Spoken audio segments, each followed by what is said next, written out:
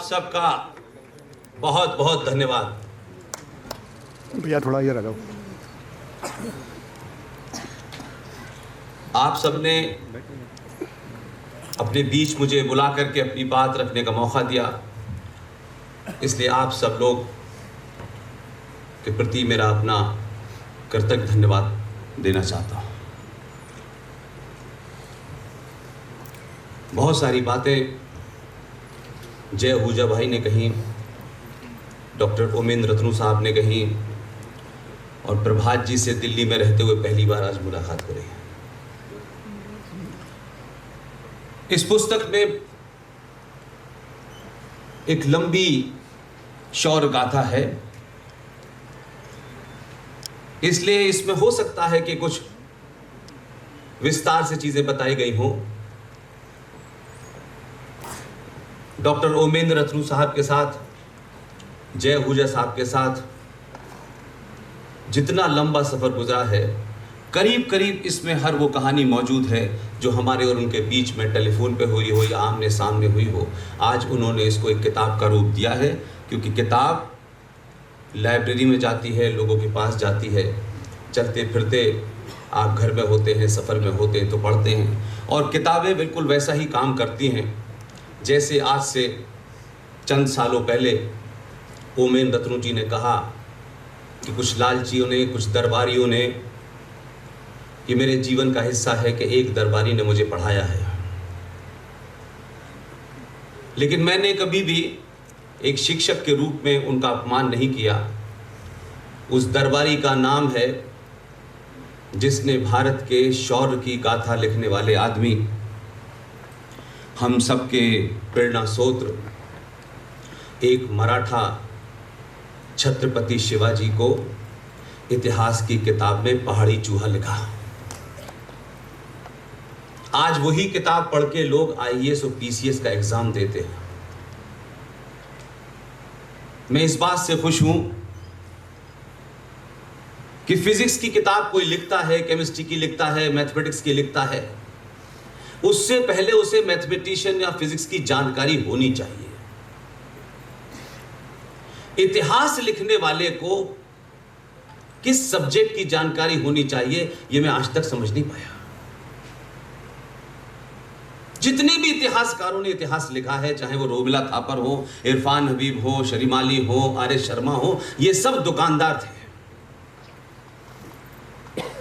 आज के 2022 के भारत में एक शख्स जिसके जीवन में ईएनटी के तमाम आले उसके कंधे पे पड़े हों, हाथ में पड़े हों, दूर दूर तक उसके पास इस बात का समय ना हो कि वो भारत का इतिहास पढ़े भी, उसके बारे में सोचे भी, क्योंकि एक ऐसा बेहतरीन कैरियर जो उन्होंने खुद अपने दम पे प्राप्त किया, उस क्षेत्र में अपनी ख्याति प्राप्त की। लेकिन अजीब बात है, मैं ओमेंद्र रतनू साहब को इसलिए नहीं जानता कि ये ईएनटी के बड़े अच्छे स्पेशलिस्ट हैं, ये मैं नहीं जानता।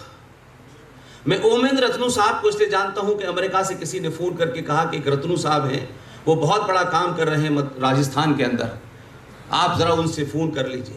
तो मैंने पूछा करते क्या हैं वो, तब उन्होंने बताया कि उनका पाकिस्तान में, वहाँ सिंध में जिस तरीके से हिंदू महिलाओं के साथ, बच्चों के साथ, पुरुषों के साथ, उस पर एक बहुत बड़ा उनका काम है। मैं बहुत देर तक सोचता रहा, एक ईएनटी का डॉक्टर, एक एवरेज हमारे समाज में एक स्थापित डॉक्टर, सुबह से लेकर शाम तक कैसे 2000 के 4000, 4000 के 10,000 एक आप बनाते हैं, फिर दूसरा हॉस्पिटल बनाते हैं, फिर तीसरा हॉस्पिटल बनाते हैं, और ये डॉक्टरी का पेशा एक दुकानदारी बन गया। ऐसे समय में ईएनटी का एक स्पेशलिस्ट इतिहास का स्पेशलिस्ट होके देश में स्थापित हुआ। इसलिए इतिहास लिखने के लिए इरफान हबीब और रोमिला थापर नहीं बनना है। इतिहास को सही परिप्रेक्ष्य में रख दें। हमारे साथ इतिहास के नाम पे लोगों ने अपनी विचारधारा और ओपिनियन को इतिहास बताया है, जबकि इतिहास में घटनाएं होती हैं, लोग उससे अपनी ओपिनियन बनाते हैं। इसलिए ये ग्रंथ जो इंग्लिश में है, हिंदी में है, ये बात सच है, मैं सार्वजनिक मंच से भी झूठ नहीं बोलता, ये मैंने नहीं पढ़ा है, लेकिन इसमें ज्यादातर बातें वो हैं जो ओमेंद्र रतनू साहब, जैब साहब के साथ जब जब मिला तब उनका जिक्र हुआ। इसलिए मैं बहुत बड़ा कैनवास तैयार नहीं करता। 2022 के भारत में लंबी लंबी भाषण 2-2 घंटे तक किसी छोटी सी बात को समझाने में समय नहीं है। आज की जनरेशन मैगी खाती है, 2 मिनट में खाती है, 2 मिनट में हजम हो जाती है और 2 मिनट से ज्यादा नहीं देती आपको। हम ये समझते हैं कि आज की जनरेशन से जब हम अपने स्टाइल में बात करेंगे तो उसके पास उतना समय नहीं है, इसलिए क्रिप्स बात कीजिए, टू द पॉइंट बात कीजिए। और जब आप ऐसे बोलते हैं तो आज के इस सोशल मीडिया पे सबसे ज्यादा युवा हैं और युवा ही सुन रहे हैं। इसलिए मैं आप सबसे निजी तौर पर और इस सार्वजनिक मंच से इस किताब को 2 तरीके से जन जन तक पहुंचाना है। अब यह मुमकिन नहीं है कि ईएनटी स्पेशलिस्ट अपना काम छोड़ करके प्रभात भाई इस किताब को छापने के बाद इस 90 से 95 करोड़ हिंदुओं तक पहुंचाने के लिए इसकी पब्लिसिटी पे भी पैसा खर्च करें। जो भी इस हॉल में बैठा है और यहां किसी कारण से आया है, उसके मन में कई सवाल हैं, उसके अंदर जिज्ञासा है, ये इस बात का आज वो प्रण ले कि सिर्फ यही किताब नहीं है। कर्नल आर.एस. सिंह साहब ने भी किताब लिखी थी, know the anti national. GD Bakshi ने भी किताब लिखी है। अलग अलग विषयों पे अलग अलग लोग काम कर रहे हैं। इत्तेफाक से मेरे जिम्मे इस पूरे ग्रुप ने एक ही काम सौंपा है कि वो उन किताबों के बारे में सार्वजनिक मंचों से कुछ कुछ बोलता हूं और अपील करता हूं। और ये शुरू में मुझे ऐसा लगता था कि मैं ये बोलूंगा, पता नहीं मेरी कौन बात सुनेगा, क्योंकि आजकल तो सनातनी हिंदू समाज इन्वर्टर भी किस महिला ने, किस हीरोइन ने उसका विज्ञापन किया है, महिला को देख करके इन्वर्टर लेता है जो काम नहीं करता। इसलिए आप सुनिश्चित करें कि जो लोग भी इस सभागार में बैठे हैं और अगर जो सामने आपके चुनौती खड़ी है, जिसके भाई ने जय भाई ने भी कहा, ओमेंद्र भाई ने भी कहा, प्रभात भाई ने भी कुछ इशारा किया, इस किताब को मैं इसलिए रिकमेंड करूंगा कि ये किताब उस इरफान हबीब और रोमिला थापर के फ्रॉड को चौराहे पे नंगा कर देगी। इसलिए कुछ नया नहीं करना है आपको। जो बात अभी ओमेंद्र भाई कह रहे थे कि हमारे बुजुर्गों ने कैसे कैसे समय में, किन किन हालात में, किस किस तरीके से एक पूरी यात्रा को बचाते हुए यहां तक लाए, और भले ही कई हजार, कई टन, कई मन जनेऊ तोड़े गए हों, काटे गए हों, लेकिन फिर भी जनेऊ बचा हुआ है, फिर भी जनेऊ बचा है। इसलिए हमारे हजारों मठ हैं, मंदिर हैं, अनगिनत हैं।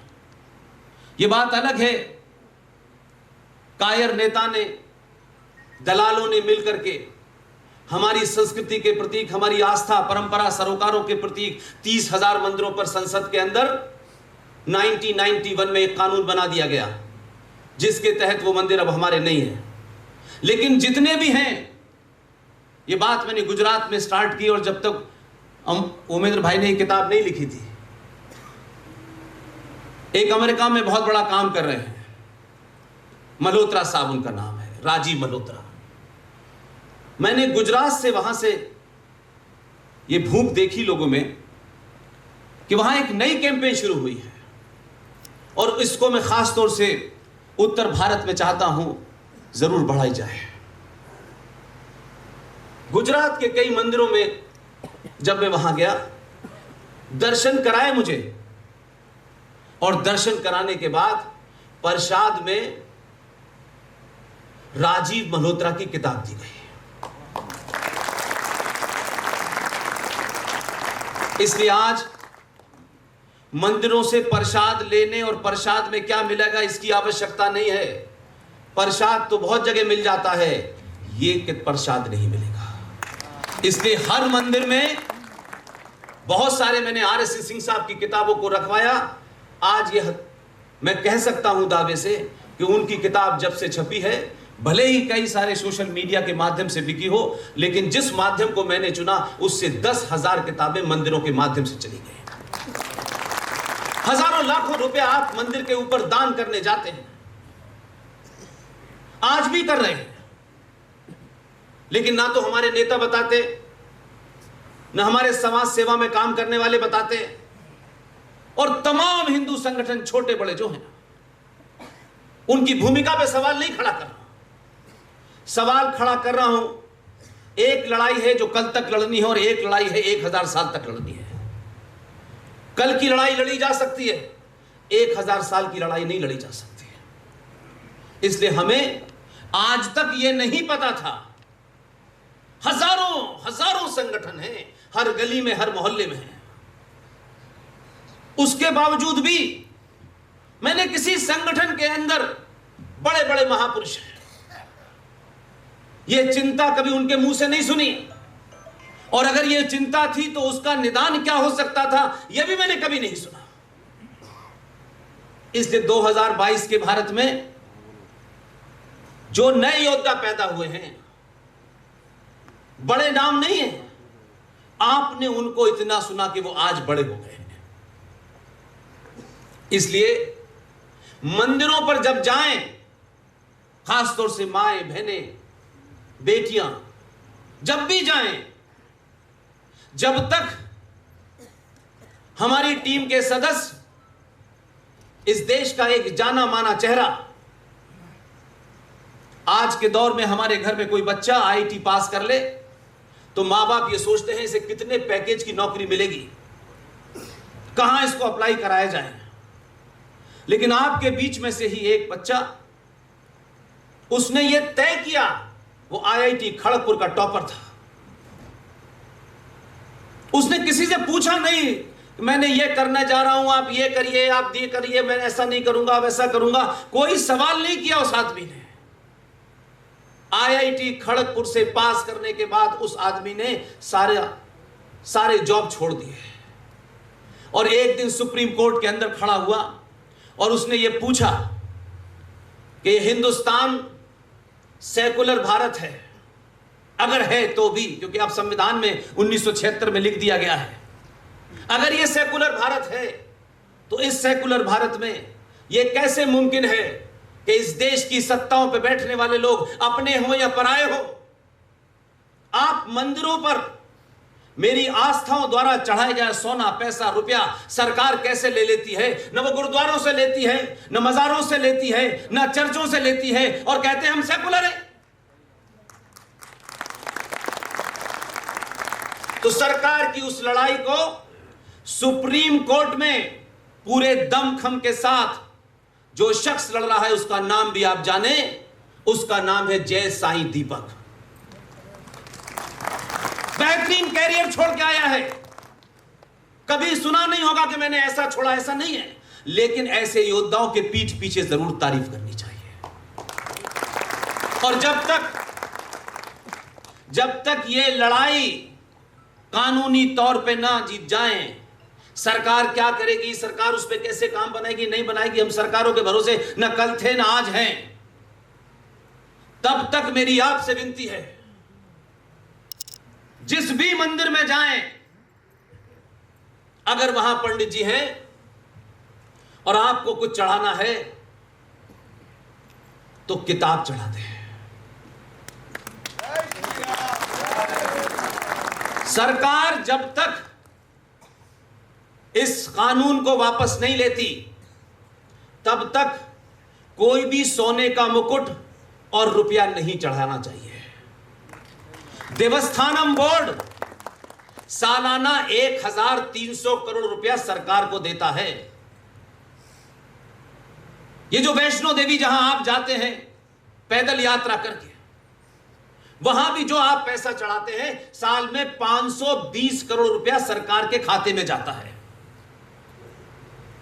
इसलिए जब तक ये लड़ाई पूरी ना हो जाए, आप बूंदी का लड्डू चढ़ाइए, सरकार आएगी वो ले जाएगी। लड़ाई जब तक आपके हाथ में नहीं आएगी, तब तक अपना नैरेटिव बदलिए। इसलिए मैं इस बात से खुश हूं कि ओमेन रत्नू जैसा आदमी ये अक्सर बातचीत में मुझसे कहते हैं, और मुझे ये बात बड़ी अच्छी लगती है जब तक हम इस सफर में नहीं थे तो हमें यह लगता था कि ये राष्ट्रवाद की बात करना, देश के लिए कुछ बात करना, सनातन के लिए कुछ बात करना, हिंदुत्व की बात करना, ये कुछ बेरोजगार लोगों का काम है, ये पढ़े लिखे लोगों का काम नहीं है। एक ऐसा नैरेटिव बनाया था, ये कहां चक्कर में पड़े हुए, ये फालतू के काम है, इसके लिए कुछ लोग हैं बेरोजगार, वो करते रहेंगे। यही था, इसलिए सही नैरेटिव बनाए ही नहीं गए। लेकिन आज मुझे खुशी है कि ये बात रत्नू भाई फख्र से कहते हैं, और क्योंकि इन्होंने नाक का इलाज के पैसे 10 गुना लेकर के पैसे नहीं कमाए। जो ये काम कर रहे हैं उन्होंने अपनी जेब से 10,000 हिंदू बच्चे बच्चियों को, पुरुषों को सिंध से यहां लाकर के बसाया है। इसमें एक प्रेरणा है। इन्होंने खुद कहा कि 99% वो दलित हैं। अगर डॉक्टर ओमेन रत्नू जयपुर में रहते हुए, मान सम्मान के साथ रहते हुए, आज के आधुनिक कपड़े पहनते हुए, तमाम सुख सुविधाओं के बीच में भी अगर वो ये काम कर रहे हैं, तो आप इस बात के लिए अपने आप से वादा करें कि जहां जहां भी आप हैं, जहां आपका घर है, जो आपका मोहल्ला है, जो आपकी कॉलोनी है, अगर कोई भी इस दौड़ में हमसे पीछे छूट गया है, उसका सरनेम क्या है यह महत्वपूर्ण नहीं है, उसका हाथ पकड़ लीजिए।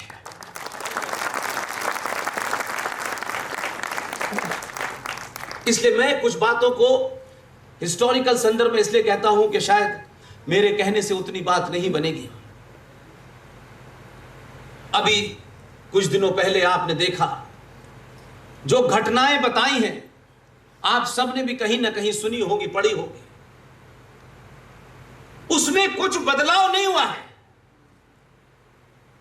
घोड़े पे आए थे, ऊंट पे आए थे, तलवार लेके आए थे।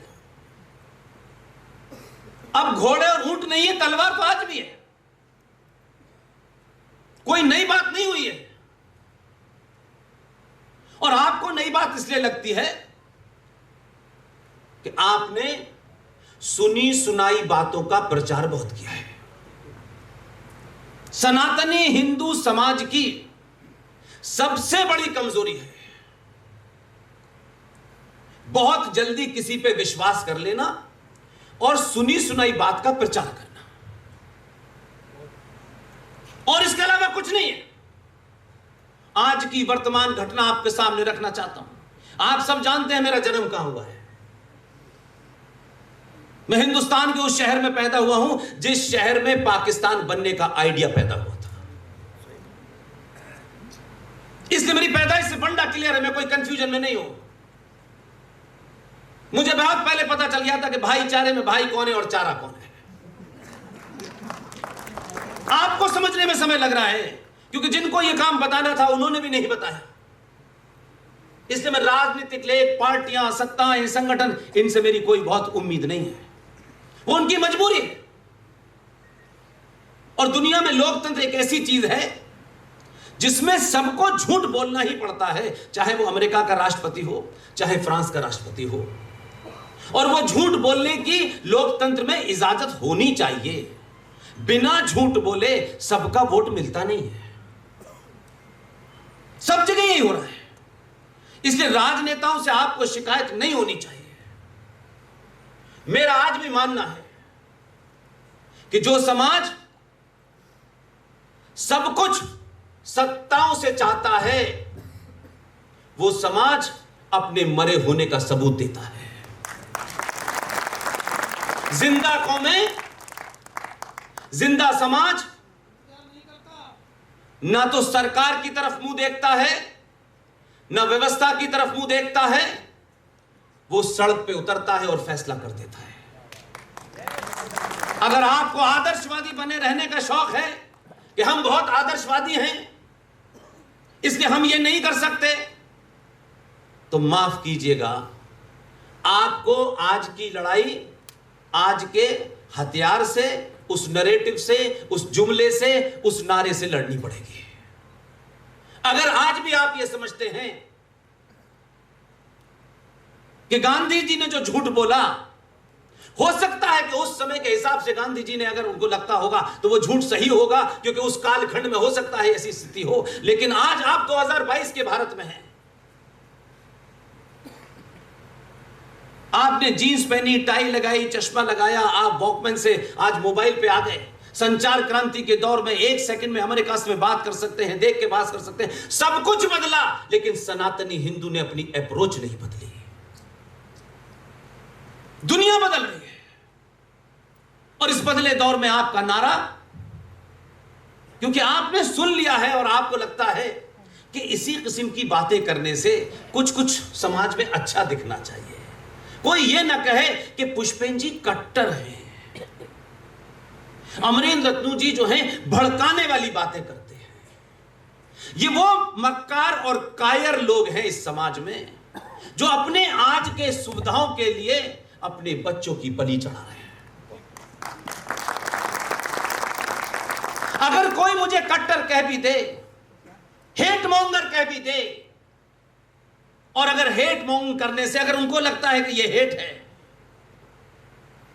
और मुझे कोई कट्टरता का खिताब दे दे, अगर राष्ट्र इसी से बचता है तो यही करना है मुझे। इसलिए सरकार बचेगी नहीं बचेगी, सरकार में सरकार को बचाने वाले कैपेबल लोग हैं। इसलिए सरकारों पे जिस दिन से निर्भरता आपने कम की और आपने एहसास कराया, क्योंकि आप जरा इस बात को पीछे देखें, पिछले 50 साल में हमने क्या किया है। हम सब ने सरकारी बाबुओं का और नेताओं के बनाए नैरेटिव को इसलिए आगे चलाया क्योंकि सरकार ने तय किया कि देश सेकुलर होना चाहिए। सरकार ने तय किया कि देश के अंदर भाईचारा होना चाहिए। आप सरकारें आपको चला रही थी और आपको वो नैरेटिव नहीं पता है या उसका सही पर्पस नहीं पता है, इसलिए आप देश को और राष्ट्र को एक ही समझ बैठे हैं। देश और राष्ट्र दो अलग अलग चीजें हैं, एकदम विपरीत हैं। मैं और आप कोई भी संसद में किसी से बड़े पद पे चले जाएं, तब भी जब तक जो भी नियम बने हैं, जो भी संविधान बना है, जो भी आईपीसी बनी है, उसी से काम करना पड़ेगा, यह बाध्यता है। सरकार और देश क्या है? भारत देश एक जमीन का टुकड़ा है।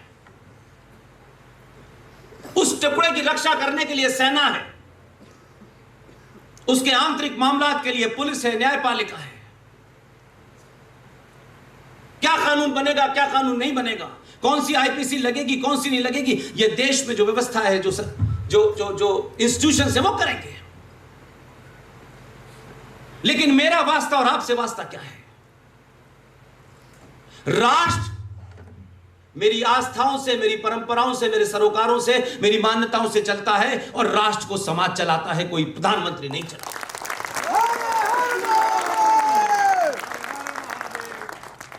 इसलिए पहली बार बदलाव हुआ, और यह बदलाव इसलिए हुआ कि आपने झूठ बोलने की पराकाष्ठा पार कर ली। भगवान भी डर गया कि भाई इनसे झूठ के आप आगे हम कुछ कर नहीं सकते। सारे एक्सपेरिमेंट किए आपने इस दौर में। ऐसे ऐसे प्रधानमंत्री इस देश के, जिस देश का, जिस राष्ट्र का इतना गौरवशाली इतिहास रहा हो, ये उसी लीग में से तो है। ऐसा तो नहीं है कि 47 से कोई नया भारत बन गया हो। ये धरती वही है, किले वही हैं, मंदिर वही हैं, लेकिन आज के भारत में भी हम अभी भी, आज के दिन भी कुछ गलतियां अपने निजी स्वार्थों के लिए कर रहे हैं। इसकी जिंदा मिसाल है। और वो एक बार मौका होता है, सिर्फ एक बार, रोज रोज नहीं आता। इसलिए कहते हैं कि लम्हों ने अगर कोई खता करती होती है तो सदियां भुगतती है। और 2022 के भारत में भी आप इस गलती को अपने स्वार्थों के कारण कर रहे हैं। हाल का उत्तर प्रदेश का चुनाव यह मिसाल है। जागृति आई है, आ रही है, सब कुछ हो रहा है, फिर भी मेरे 2 ब्राह्मण मंत्री नहीं बने, 2 ईबीसी नहीं बने, कोई यादव नहीं बना, कोई ठाकुर नहीं बना, कोई इस बात से नाराज है, कोई उस बात से नाराज है। और उत्तर प्रदेश में 303 से योगी 264 पे आ गया। ये मेरी और आपकी कमी के कारण हुआ है। अपने गलेवान में झांक के देखिए। हम दूसरों को जिम्मेदार ठहराकर अपनी कायरता को नहीं छुपा सकते, अपने स्वार्थ को नहीं छुपा सकते। आज जो कुछ हो रहा है, आने वाली पीढ़ियां आपको वैसे ही आपके बारे में सवाल खड़ा करेगी जैसे 70 साल पहले जो कुछ हुआ था उस पर सवाल खड़े करें। आप सिर्फ कोई भीड़ आपको डरा दे, आपके अंदर से 4 योद्धा पैदा न हो, सबको डर लगने लगा, सरकार नाराज ना हो जाए। सरकार 1000 बार नाराज होती हो जाए, राष्ट्र नहीं नाराज होना चाहिए। क्योंकि मेरा मानना है सरकार से हम नहीं है, हमसे सरकार है। इसलिए हमारी एक बहन भारत की बेटी ने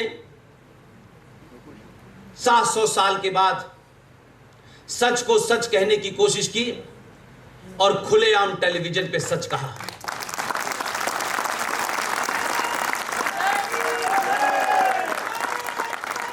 मैं कभी मिला नहीं, मैं उस बेचारी से इस कालखंड में कभी मिला नहीं, लेकिन मैं पोरबंदर में था 2-3 दिन पहले। मैं मंच पे जा रहा था, तब कर्नल आर एस सिंह साहब ने मुझे फोन करके कहा कि ऐसा ऐसा हो गया है।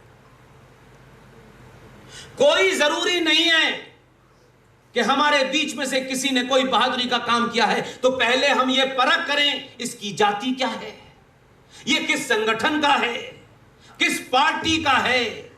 हम सिर्फ इतना ही ध्यान रखें कि ये सनातनी है, बस, और कुछ नहीं।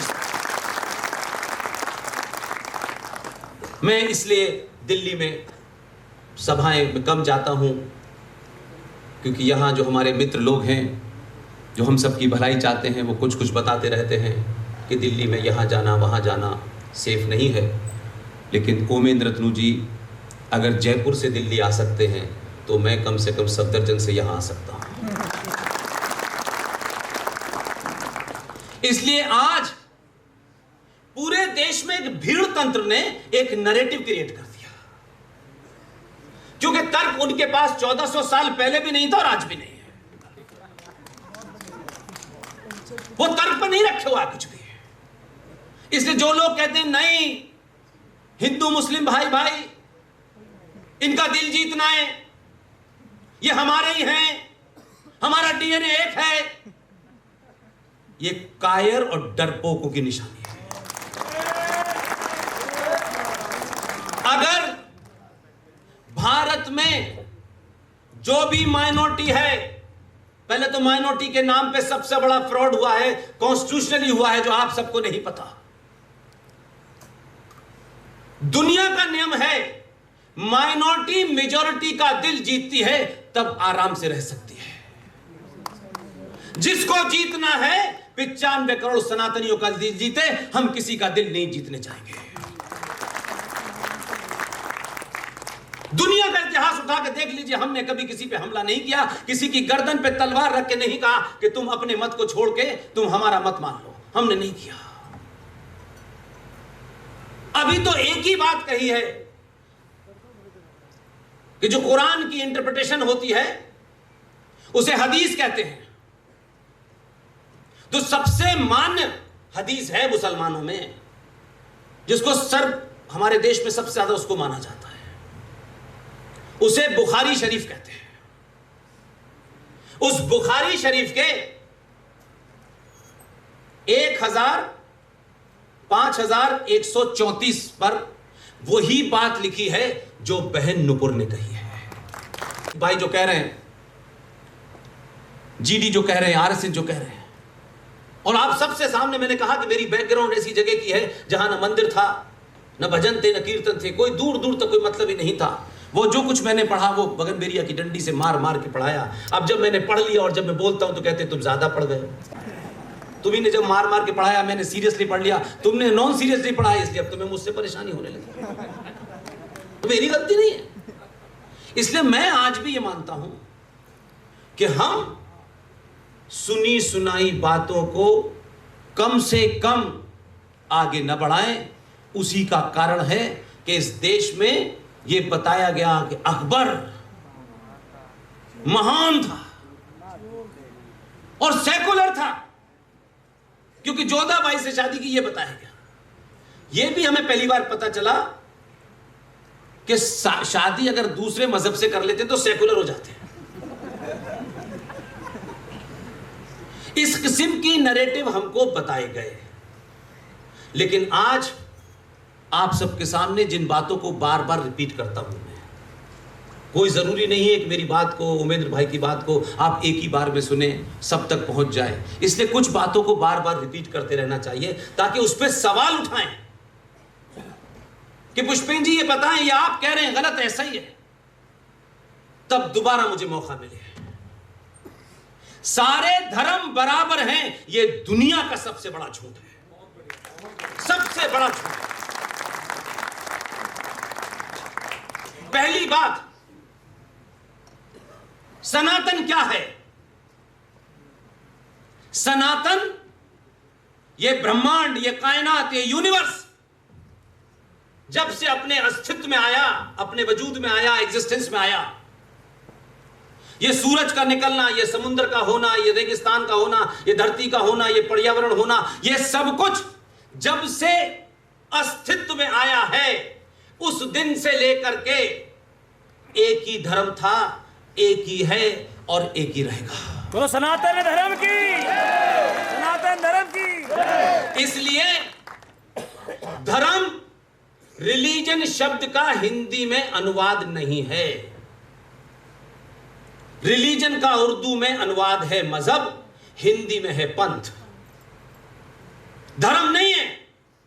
पूरा साहित्य उठा के देख लीजिए, हमारे यहां मां का धर्म क्या है, पिता का धर्म क्या है, बेटे का क्या है, बहू का क्या है, बेटी का क्या है, और राजा का धर्म होता था या नहीं, राजा की ड्यूटी प्रजा के प्रति क्या हो, अपना उसका दायित्व क्या हो, उसको हम धर्म कहते हैं। और सनातन धर्म क्या है? कोई पूजा पाठ नहीं है, मंदिरों का कंसेप्ट बहुत बात का है। 5 तत्व हैं। आज भी हमारे बीच में से जब कोई आदमी उसका देहांत हो जाता है तो हम यही कहते हैं कि 5 तत्व में विलीन कर दिया।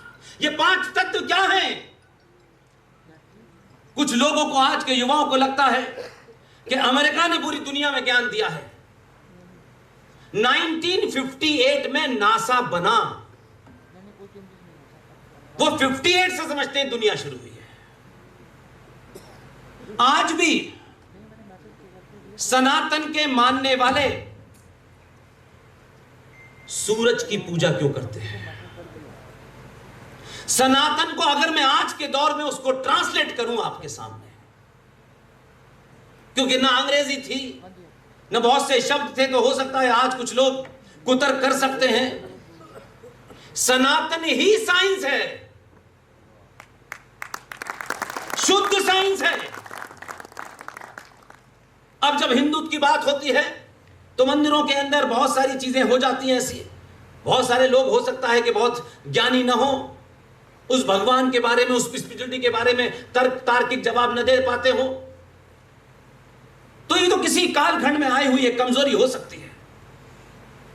ये सूरज की पूजा क्या थी? ये सोचा कभी आपने? सूरज एनर्जी देता है। जो आपके 5 तत्व हैं उसमें एक अग्नि है। इसलिए आपके ऋषि मुनियों को हजारों हजारों साल पहले पता था।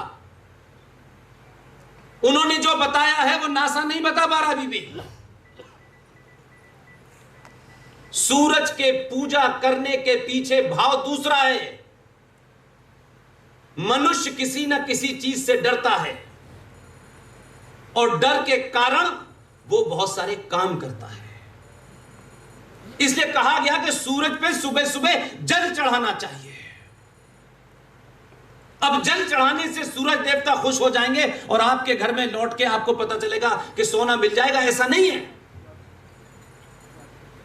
पूरी रात पर्यावरण कार्बन डाइऑक्साइड देता है, पूरी रात। और जब सुबह सूरज की किरण निकलने वाली होती है, उसी के साथ साथ वही पेड़ पौधे जो रात भर कार्बन डाइऑक्साइड देते हैं, सुबह सुबह प्रचुर मात्रा में ऑक्सीजन देने लगते हैं। और उस ऑक्सीजन का उस सूरज की किरण के साथ मिलना, और आप जब लोटे से पानी चढ़ाते हैं, तो आज तो हमारे यहां कुछ लोगों ने इतनी ऐसी रस्में बना दी हैं, आंख बंद करके लोटा चढ़ाते हैं।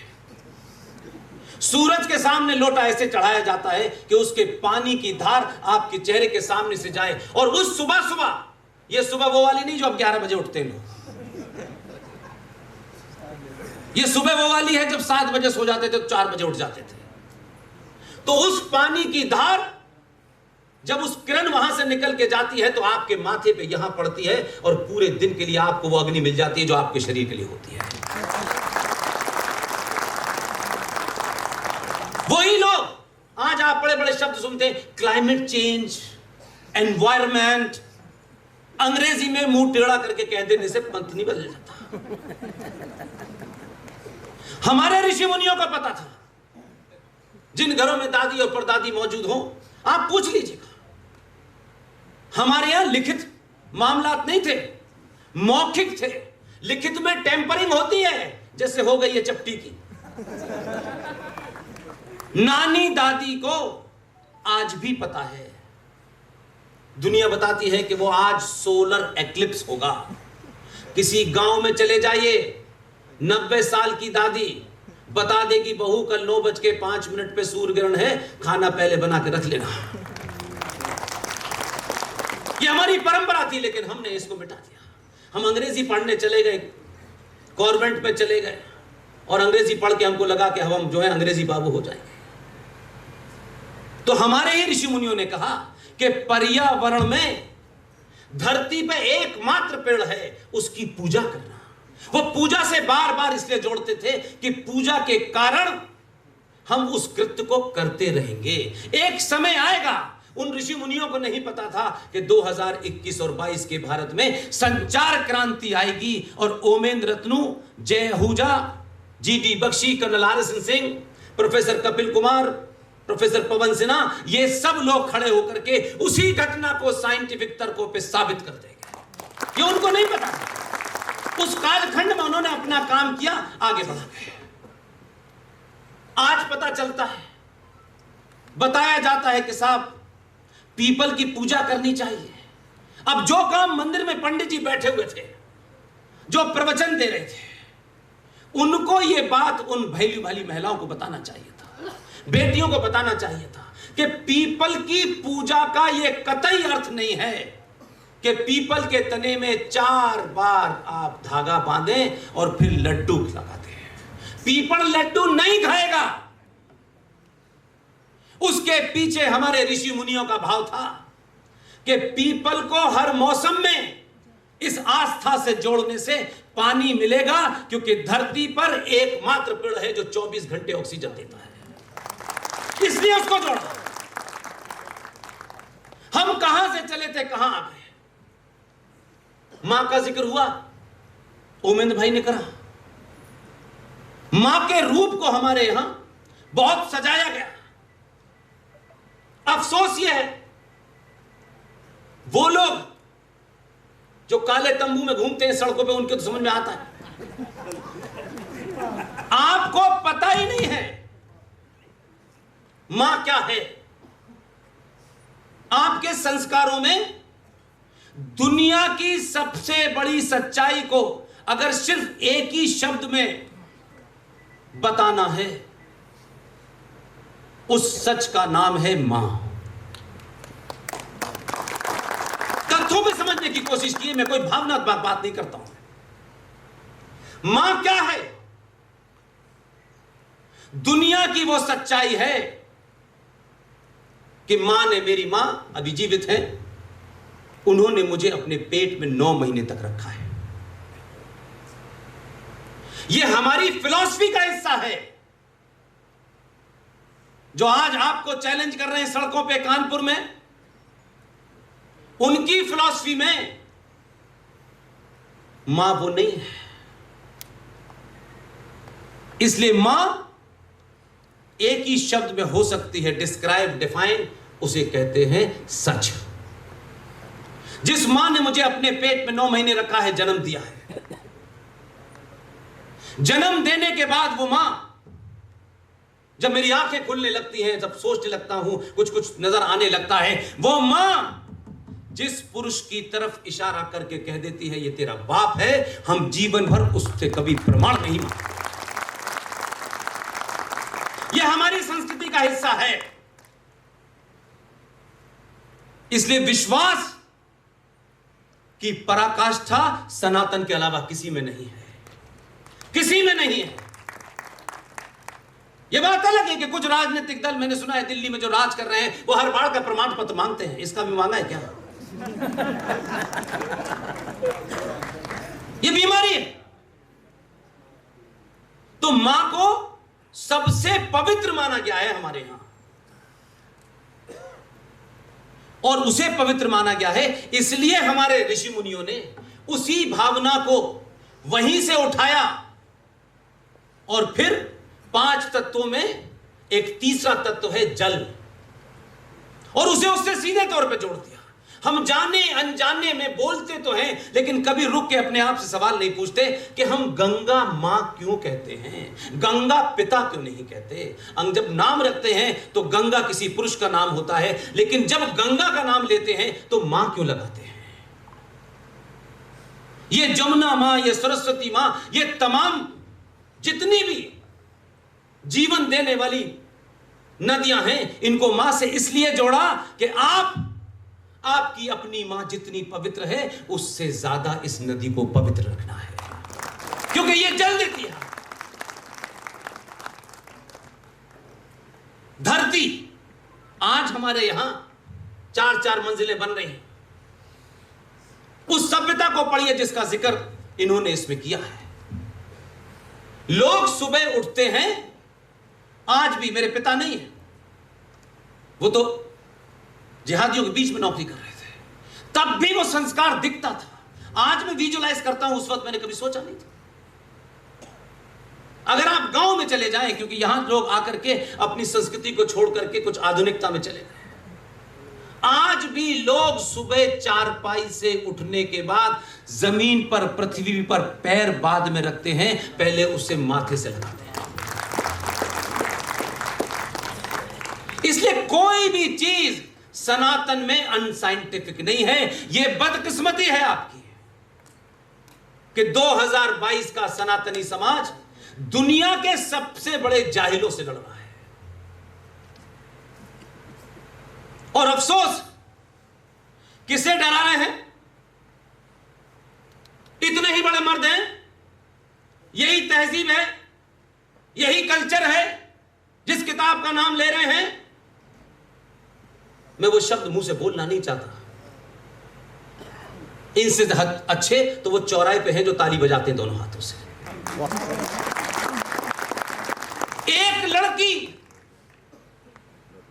एक बेटी किसी की, उसने क्या बोला, इस पे टेलीविजन से भाग रहे हैं, सड़क पे भाग रहे हैं, और बात इसलिए नहीं कर रहे कि पोल खुल जाएगी।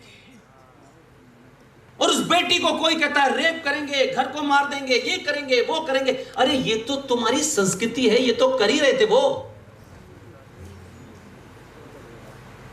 आप बहुत सारी चीजों पे ध्यान नहीं देते। एक गाली है, उसे लोग गाली मानते हैं। एक कोई संत है, उन्होंने इंदौर में गांधी जी के लिए वो गाली इस्तेमाल की है और वो जेल चले गए। ये गाली जो उन्होंने दी आई कहां से? मेरी अच्छी रिसर्च इस पे, इसलिए कि उनके बीच रहा, इसलिए पता चला। ये जितनी गालियां आप सुनते हैं, ज्यादातर 90% गालियां मां और बहन को दी जाती हैं। क्यों? उनकी संस्कृति में मां और बहनों के साथ यही होता है।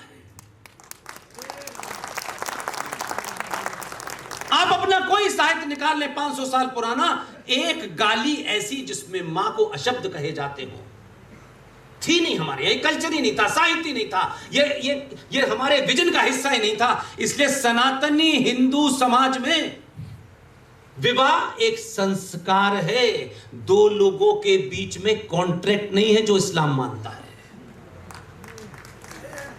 दोनों में फर्क है, इसलिए ये क्लैश ऑफ सिविलाइजेशन है। इसे आप मजहब का नाम दे दें, क्योंकि मजहब का नाम देने से तलवार का पता चलता है, और सिविलाइजेशन के बारे में बताएंगे तो आज तक भारत में किसी इतिहासकार ने यह सवाल नहीं पूछा, एक आम नागरिक ने यह सवाल नहीं पूछा कि अगर इस दुनिया भर के सारे इतिहास पढ़ाए जा रहे हैं, अलेक्जेंडर का भी पढ़ाया जा रहा है, अमेरिका के वॉशिंगटन का भी पढ़ाया जा रहा है, तो 1400 साल पहले जो जंगे बदर हुई थी, उन जंगे बदर जो इस्लामिक इतिहास है, उसे क्यों नहीं पढ़ाने की हिम्मत है? कम से कम अपने मुस्लिम यूनिवर्सिटियों में तो पढ़ाओ, पता तो चलेगा कि आपकी क्या फिलॉसफी थी कि युद्ध में लड़ते लड़ते अगर दुश्मन समाप्त हो जाए तो सोना चांदी रुपया सब आप ले लें, लेकिन एकमात्र फिलॉसफी है कि युद्ध में माले गनीमत के तौर पर अगर विपक्षी की, दुश्मन की औरतों को, बेटियों को भी अगर आपने अपने कब्जे में ले लिया है तो उसका भी हिस्सा बांट होता था। यह सब लिखा है। आप जिस सिविलाइजेशन से टकरा रहे हैं उससे कितने भी आप अच्छी गजलें सुन लें, कितनी भी अच्छी ये फिल्म बना लें, आपका उनके बीच में कभी, जब तक ये धरती पृथ्वी है, आपके और उनके बीच में कोई एक रास्ता हो ही नहीं सकता। इसलिए इस प्रयास को मत कीजिए। आपको जहां अपनी एनर्जी लगानी है वहां जिस दिन लगाएंगे, एक भी अपने बिल से बाहर नहीं निकलेगा, एक भी नहीं निकलेगा।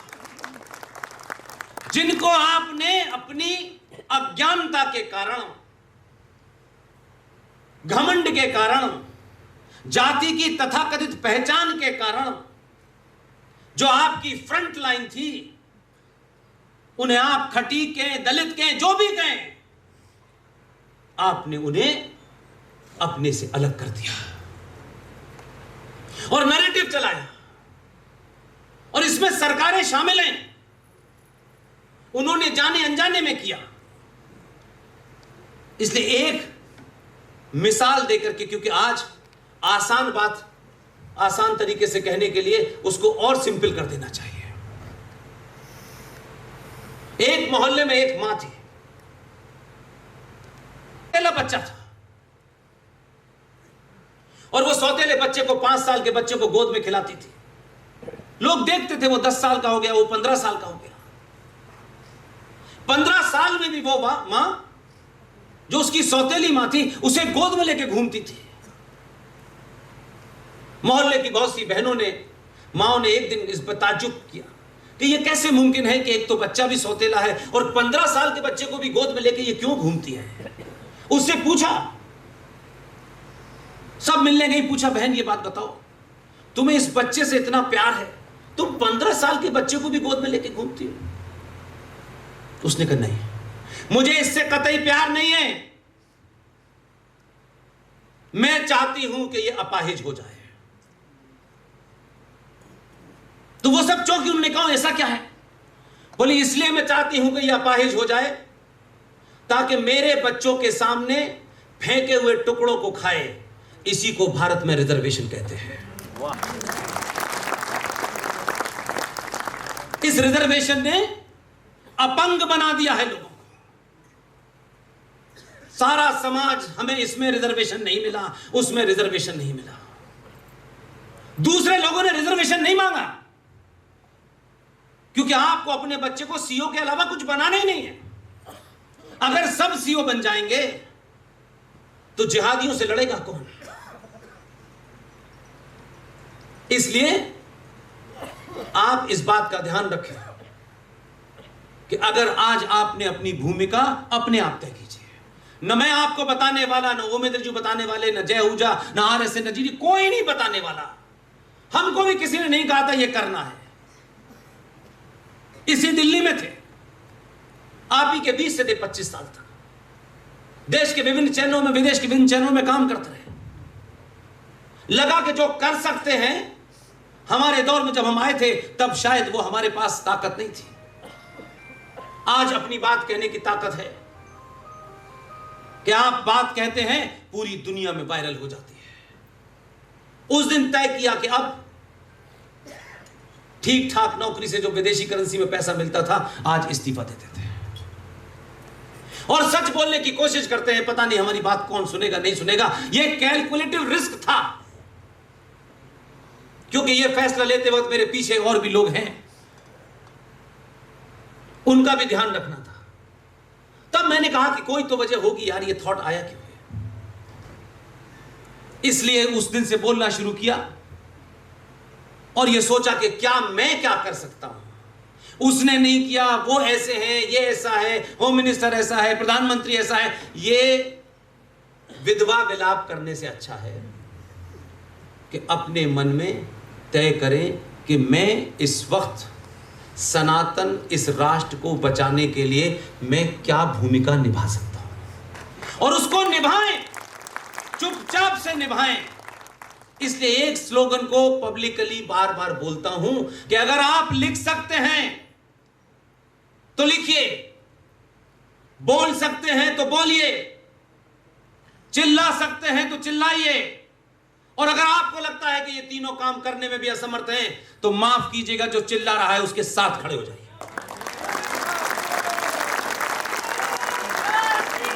कुछ नहीं करना है। जरूरी नहीं है कि सब लोग मंचों से भाषण देंगे, सब तलवार चलाएंगे। जो तलवार चला रहा है, जो महाराणा प्रताप के माध्यम से खोए हुए शौर्य को जगा रहा है, चुपचाप से उससे पूछिए, अमृत रत्नू साहब, इस किताब के लिखने में कितने करोड़ रुपए हैं? मैं 5 रुपए आपको दे सकता हूं, बिना बताए, बिना चिल्लाए, जहां आपको लगे जाके दे आइए। बहुत सारे लोग नहीं संपन्न होंगे, वो नहीं दे पाएंगे। वो ये कहें कि मैं ये 4 किताबें आपकी बेचूंगा, क्योंकि इससे आने वाली आय से प्रभात प्रकाशन मजबूत होगा और इनको मौका मिलेगा कि ये ऐसी किताबें छापें जिस किताब की गिनती ही करोड़ों में होती हो। इनका मनोबल बनेगा तो हजारों किताबें लिखने वाले भी पैदा होंगे और कई प्रभात इस देश में पैदा हो जाएंगे। किताब छापना भर प्रभात भाई का काम नहीं है। ये भी किताबें छाप करके करोड़पति हो सकते हैं। मैंने सुना है कि इस किताब को जब दिया गया तो यह कहा गया कि इस किताब में ओमेंद्र जी और जय साहब ने कहा, इस किताब में कॉमा फुल स्टॉप मत चेंज कीजिएगा। प्रभात भाई हमसे बहुत पहले से यह काम कर रहे हैं। ये जहां हैं, जिस तरीके से हैं, उसमें यही काम कर रहे हैं। इनके ही कैलेंडर में वीर सावरकर की जन्मतिथि लिखी होती है। इनके कैलेंडर में किंगफिशर की तस्वीरें नहीं होती। ये जिस माध्यम से काम कर रहे हैं, चुपचाप कर रहे हैं। इसलिए ये किताब जाएगी, अपने लोग पढ़ेंगे, उस किताब से 100, 200, 250, 300 जो भी इसकी कीमत है, उससे प्रकाशन मजबूत होगा और इनको भी लगेगा कि हमें उनको नहीं बेचनी है जिनका दिल जीतने के चक्कर में कुछ लोग हैं। हमारे लोग 1 करोड़ लोग भी ये किताब खरीद लेंगे तो ओमेंद्र रत्नू अगली 10 किताबें लिखने के लिए हिम्मत करेंगे। इसका पैसे से और किताब से संबंध नहीं है। जरूरी नहीं है कि इस हॉल में जो बैठे हो वो अपनी कोई ये किताब ही खरीदे। जो आपको लगता है वो कर लीजिए। हमको जो लगा हमने करा। हम नहीं जानते कि हम कितना कर पाएंगे, कितना नहीं कर पाएंगे, लेकिन हम मन से कहते हैं, हर मन से ये बात रिपीट करता हूं, हमारे इस सफर में ना सत्ता है, ना व्यवस्था है, ना कोई पद है, ना कोई टिकट है। कभी भी किसी पार्टी के ऑफिस में टिकट लेते नजर नहीं आएंगे। हमारी कोई ख्वाहिश नहीं है कि हम इस दौड़ में भी हम भी शामिल हों, क्योंकि उस खेल के हम खिलाड़ी नहीं हैं, क्योंकि आपने 2014 में उस खेल के खिलाड़ी को बिठा दिया है। हम नहीं हैं उस खेल के। हर आदमी का अपना खेल होता है, जरूरी नहीं हर आदमी हर खेल में हो। हम बाहर रहकर भी अपनी ड्यूटी निभा रहे हैं। हमको मालूम है टिकट मिलने के बाद, राज्यसभा लोकसभा में पहुंचने के बाद मुंह पे टेप लग जाएगा, बाध्यताएं होंगी कुछ। मरने से पहले हम ये नहीं चाहते कि लोकसभा की वजह से हम बोले नहीं। हम बोल ही नहीं पाए, जब जब बोले तब तक ऊपर देखा फिर बंद। हमारे बोलने से कुछ काम हुए, इसलिए सबको जोर जोर से बताता हूं। इस हॉल में 2-3 पगड़ी वाले सरदार भाई बैठे हैं। मैं कहता हूं बिना मंत्री बने आप कितना बड़ा काम आपके कारण होता है इसका अंदाजा नहीं होता। इसलिए हम उसी काम को करने में ज्यादा अपनी संतुष्टि महसूस करते हैं। अभी बताया गया कि भारत का पिता, जबकि भारत का पिता नहीं होना चाहिए, लेकिन भारत का पिता कौन है? यह 1947 में जो अंग्रेजों के दलाल थे, जो भारत के पहले प्रधानमंत्री बने 1946 में, यह सब अवेलेबल है। मेरे शब्द इसलिए तीखे हैं ताकि आप जाके ढूंढें। किसी की शान में गुस्ताखी करना मेरा कोई एजेंडा नहीं है। 1946 में जो शख्स अपनी पार्टी के अध्यक्ष के चुनाव में 15 में से एक भी वोट नहीं मिला, वो भारत का पहला प्रधानमंत्री बन गया। उनसे ज्यादा शेम हमारे ऊपर है। इस तकलीफ के कारण इस बात को चौराहे चौराहे बोलता हूं। उस वक्त जो चुप रहे समझ में आता है, आज किसी ने चुप रहने की कोई बाध्यता नहीं है। और उसी दौर में, उस गुलाम भारत में, संयुक्त भारत में, एक शख्स कांग्रेस पार्टी की अध्यक्षता पे लात मार करके छोड़ के चला गया। पूरे विश्व में घूमा और भारत के अंदर ब्रिटिश साम्राज्य को पूरे तौर पे चुनौती दी। और 21 अक्टूबर 1943 को भारत की आजादी की घोषणा की। करेंसी भी चलाई, रेडियो भी चलाया, स्टाम्प भी चलाया, और दुनिया के 11 राष्ट्रों ने, जिसमें से एक आज का यूएसएसआर है, मान्यता दी। लेकिन हमने सुभाष चंद्र बोस और फूल वाले चाचा के बीच में फूल वाले चाचा को चुना। यह हमारे अंदर का लालच और कायरता दिखाती है। हमें बहादुर थे, ऐसा नहीं था कि आज ही कुछ बयानवीर पैदा हो गए हैं। उस वक्त भी आपके बीच में बहादुर थे। आपने बहादुरों को बहादुर नहीं कहा, लेकिन बोलते रहिए, जोर जोर से बोलते रहिए। इस लालच में मत रहिए कि मेरा बोला हुआ मुख्यमंत्री सुन लें, तो टेलीफोन करके बुलाएं कि देवरिया से टिकट ले लो। कोई नहीं सुनेगा। तब भी जो यूरोप के लोग बार बार ये कहते थे कि भारत की 21वीं सदी भारत की है, हमारे यहां भारतीय कहते थे अच्छा 21वीं सदी है, तो और तान के सो जाते थे। वो समझ रहे थे कोई 21वीं सदी आएगी, भारत कुछ मिलेगा, इन्हें प्लेट में रख के और खा लेंगे। यही 21वीं सदी के बारे में जो आपसे पूरी दुनिया कह रही थी कि 21वीं सदी भारत की होगी, यही है कि आपको इस संचार क्रांति ने 700-800 साल से जो आपने अपने अंदर आग दबा रखी थी, उसको जोर जोर से बोलिए। और उसके बोलने के कारण ही इस संचार क्रांति के माध्यम से आपने पहली बार अपने दिल पे हाथ रखिए। सच अपने आप से बोलिए, किसी सार्वजनिक मंच पे बोलने की आवश्यकता नहीं।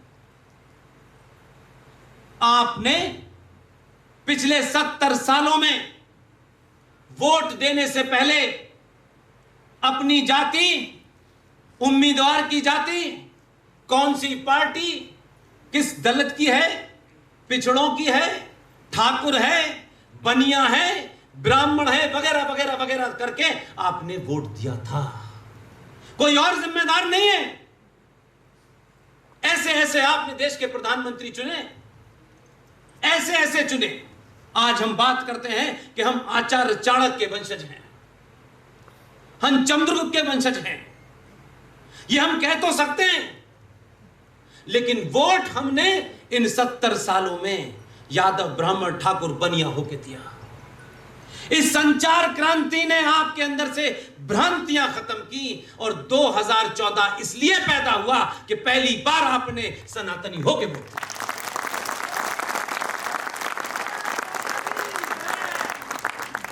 इसलिए पूछा नहीं किसी ने इसकी जात क्या है,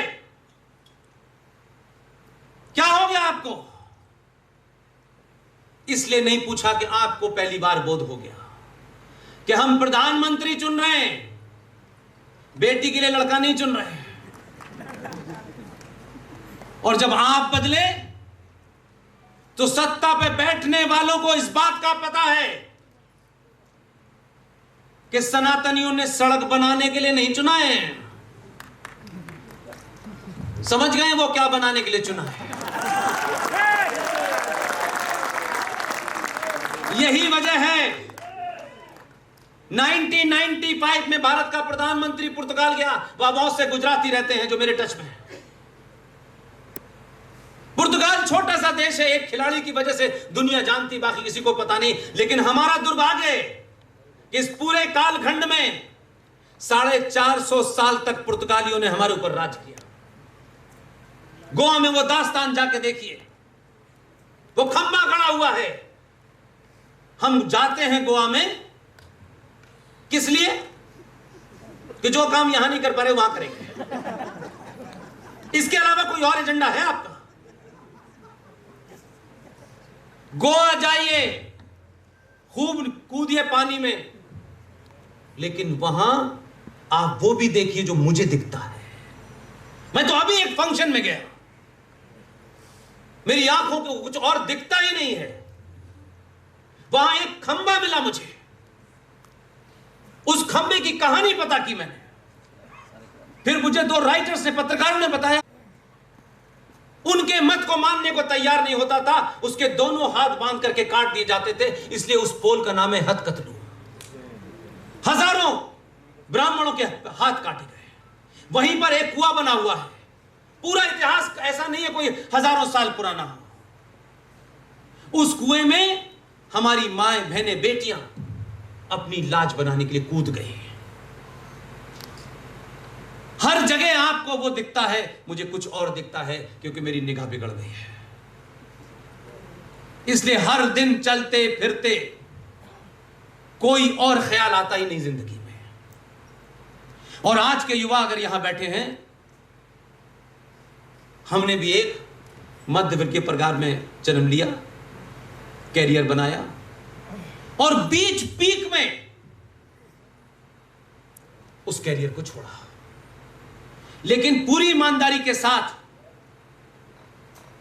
आपको बात कहना चाहता हूं कि जीवन के कई सफर निकले, स्कूल, कॉलेज, हुल्लड़बाजी, ये नौकरी, लेकिन 2013 से आज तक का दिन इतना संतुष्टि भरा है कि इसके अलावा कुछ है ही नहीं।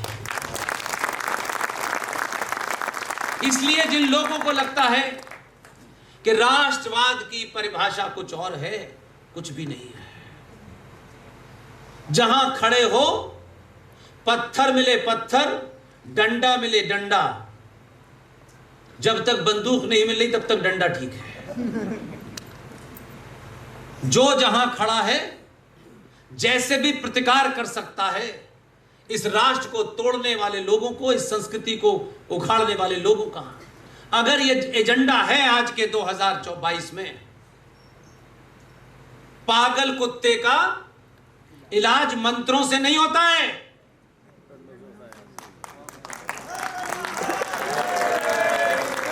कोई कंफ्यूजन नहीं है।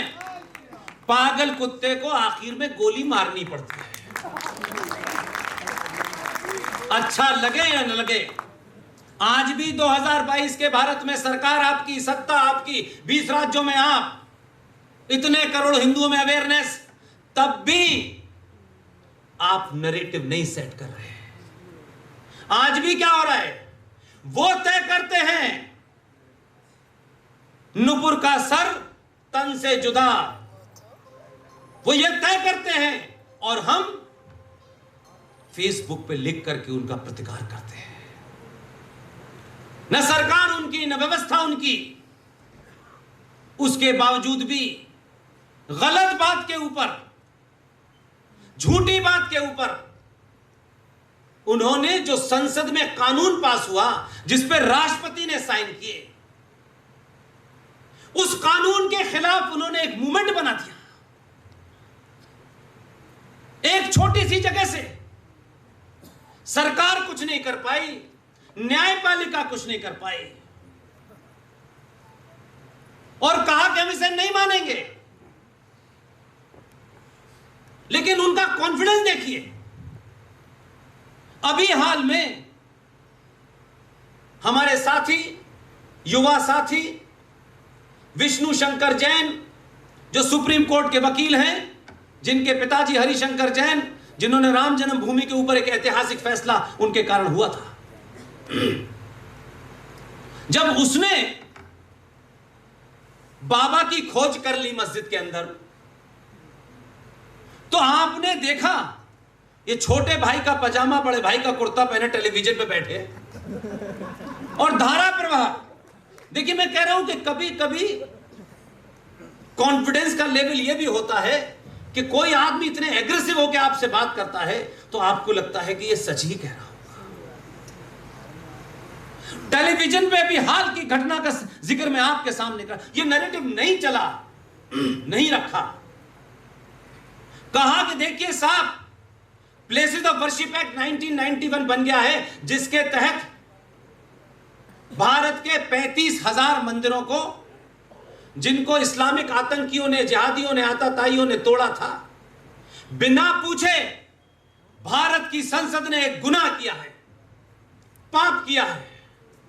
मेरे दादा परदादा, मेरे खानदान के वो मंदिर जिनमें मेरे परदादा पूजा करते थे, जिसमें मेरे भाई कोई पुजारी रहा होगा, बिना हमसे पूछे आपने कानून बना दिया कि 35,000 मंदिर जो हैं, इनकी स्थिति 15 अगस्त 1947 को जो थी वही रहेगी।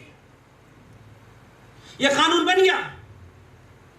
इसलिए यह समय, आप जो अब ओमेंद्र भाई कह रहे हैं ना, मैं 100% सही मानता हूं।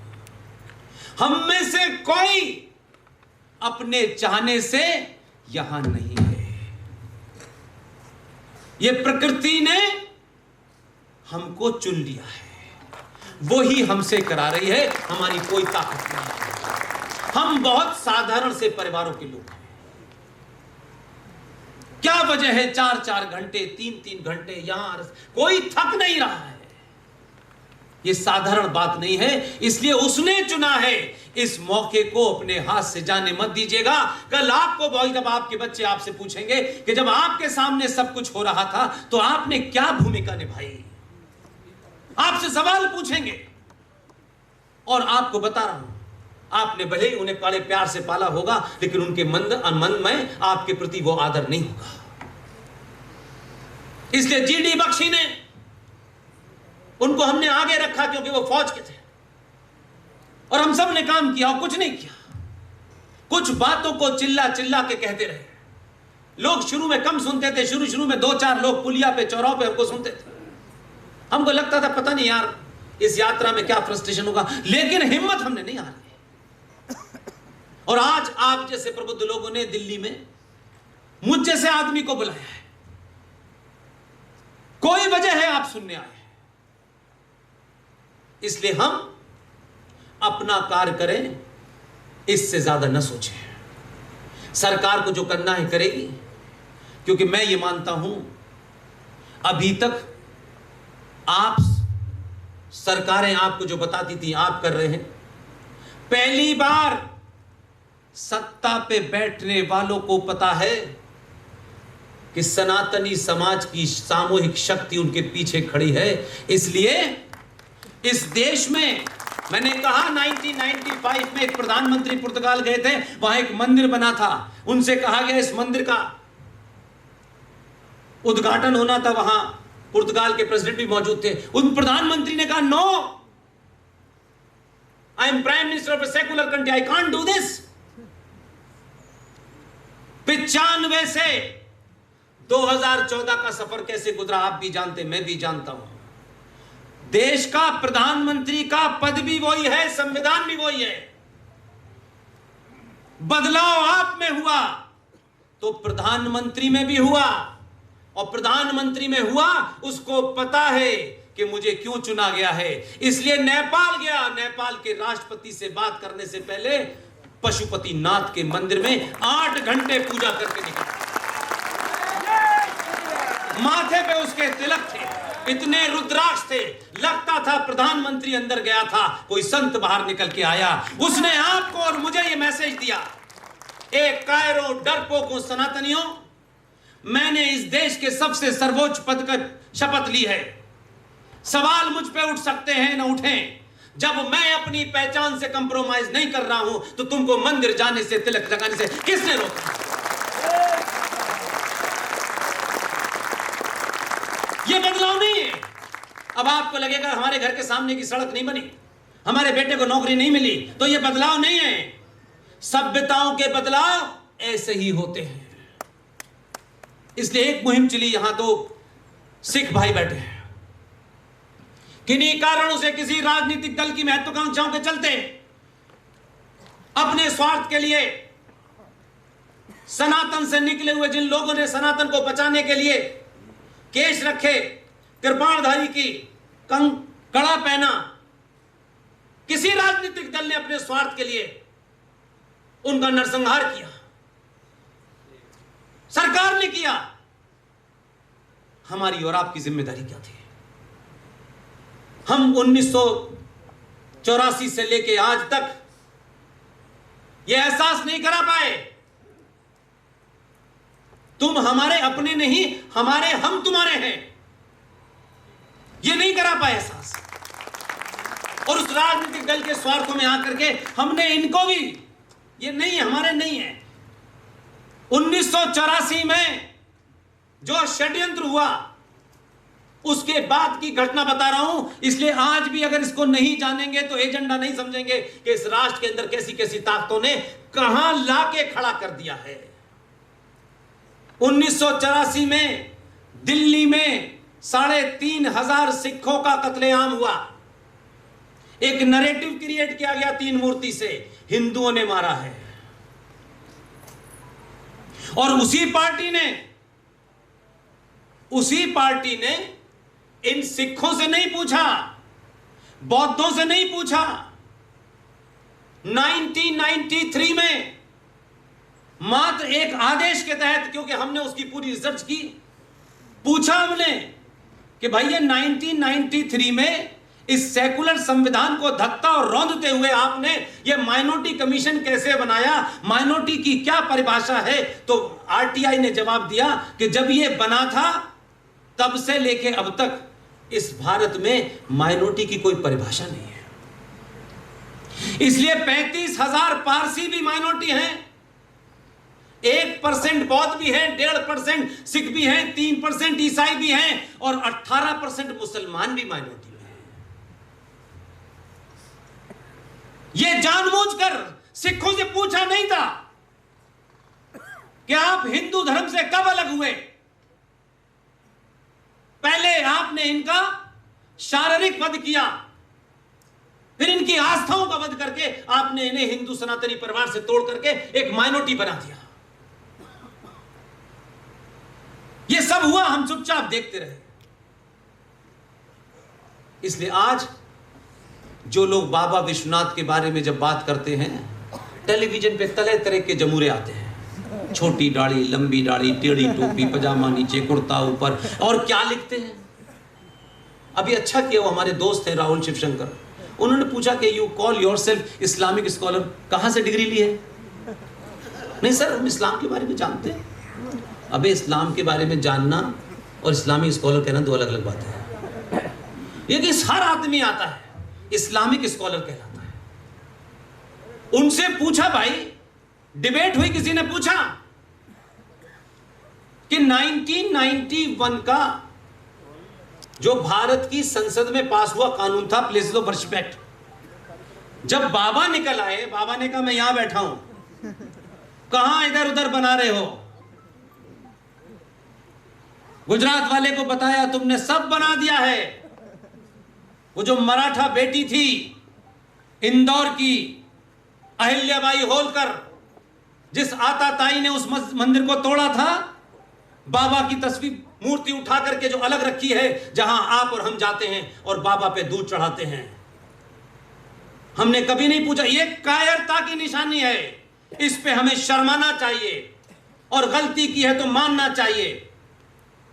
हमारे शास्त्रों के हिसाब से जहां जहां शिवलिंग है, ज्योतिर्लिंग है हमारा, उसकी पूर्ण तभी होती है जब उस शिवलिंग के सामने नंदी बैठा हो। जहां नंदी है वहां बाबा नहीं थे। एक आताताई ने तोड़ के फेंक दिया, वहां लगा दिया। अहिल्याबाई होलकर गई। अहिल्याबाई होलकर कौन थी? मराठा थी। उनको अपनी मुंह दिखाई में जो पैसा मिला था, उस पैसे से बनारस का मंदिर का जीर्णोद्धार किया था। ऐसा नहीं है कि पुरुषार्थी नहीं थे, लेकिन हम दिन रात पूजा करने वाले लोग, आस्था में रहने वाले लोग, इतने साइंटिफिक बैकग्राउंड के लोग, ये पूछा नहीं कि जहां हम बाबा के ऊपर दूध चढ़ा रहे हैं, इस दूध चढ़ाने का कोई फायदा नहीं होगा, क्योंकि बाबा का जो मंदिर है, जो रूप है, जो शास्त्रों में लिखा है, जो साइंस के ऊपर आधारित है, हिंदुस्तान में क्या दुनिया में एक भी मंदिर जो सनातनियों ने बनाया है शुद्ध रूप से साइंटिफिक है। आप उसे आस्था से वैसे ही जोड़ रहे हैं जैसे पानी डालना, पीपल को पानी देना था। आप अभी भी नहीं समझ पा रहे। लेकिन हुआ ये कि आपके राजा ने सौंदर्यीकरण किया, सब कुछ किया, सब अच्छा है। सब ढूंढ रहे थे बाबा कहां है, असली बाबा कहां है। जब सब कुछ हो गया, उस गुजराती ने कुछ काम छोड़ दिया है। सारा सौंदर्यीकरण हो गया है, 10 लोग नहीं खड़े हो सकते, 10,000 हो जाते हैं आज। जब सब तैयार कर दिया तो बाबा ने कहा मैं यहां बैठा हूं, अब इसको तोड़ो और मुझे लगा। बाबा ने खुद प्रकट होकर के कहा कि तुम्हें कहीं नहीं जाना। उसका माध्यम किसी को बनाया, ये अलग बात है। मुझे खुशी है कि इस दौर में एक 35 साल का युवा जिसने अपने जीवन में यह प्रण लिया है कि मैं कोई भी वकालत, उसके पिता के बारे में एक बात कह रहा हूं, ऐसे लोगों का पीछे नाम लेने से जब उनके कानों में यह आवाज पड़ती है, वो गए हुए हैं किसी काम से गोवा, वहां एक बहुत बड़ा संगठन है सनातन का, उनसे कुछ काम करने गए। उनके पिता को, उमेंद्र भाई, जब ये बाबरी मस्जिद और राम जन्मभूमि का मुकदमा चल रहा था, कहा हम 10 गुना पैसे देंगे हरिशंकर साहब, आप बाबरी मस्जिद का मुकदमा लड़िए। हरिशंकर ने कहा 10 करोड़ भी दोगे तब भी नहीं लड़ूंगा। आज उनका बेटा जब सर्वे हो रहा था, जिन 5 महिलाओं में से 4 रह गई हैं, उसकी पिटीशन के ऊपर जब वो खड़ा हुआ कोर्ट में, क्योंकि वो सिर्फ वकालत के कॉमा फुल स्टॉप नहीं पढ़ता, उसने तमाम दुनिया की जितनी किताबें उस संदर्भ में थी सब पढ़ डाली और कहा कि हमें अंदर जाने की इजाजत हो। ये उसके भाग में है। परमिशन मांगी, कुछ लोगों ने डरा दिया, वहां 50 लोगों के नमाज पढ़ने की जगह थी, यकायक 5,000 लोग पहुंच गए। ऑर्डर किया जज ने, सीआरपीएफ लगाइए, चाहे धारा 144 लगाइए, एक टीम को अंदर जाने की इजाजत दी जाए कि वो अंदर जाके देखे क्या है। सब कुछ देख रहे थे, वहां ऐसे ऐसे चित्र थे कि वहां सतिया बन रहा था दीवार में, लेकिन अकल जब टखनों में हो तो ऐसे ही होता है। उस सतिया को छुपाने के लिए एक कैलेंडर उर्दू में टांग दिया था। उन्हें पता नहीं कि विष्णु शंकर जैन के नाम में शंकर था, उसने कैलेंडर हटाया तो सतिया निकला। इतने सारे लोग अंदर थे, कोई दीवार देख रहा था, कोई कुछ देख रहा था। ये विष्णु शंकर जैन के नाम में जो शंकर था, उसकी तीसरी आंख ने जैसे ही देखा, वो पहला शख्स है जिसने कहा बाबा मिल गए। बाबा मिल गए तो फिर बाबाओं के वहां से भागने की जिम्मेदारी किसकी? इसलिए आज इतने ही रोल को मैं मानता हूं। ये नुपुर शर्मा पे हमला नहीं है, ये गुस्ताखी मोहम्मद की शान में नहीं है, ये झगड़ा नुपुर शर्मा का नहीं है।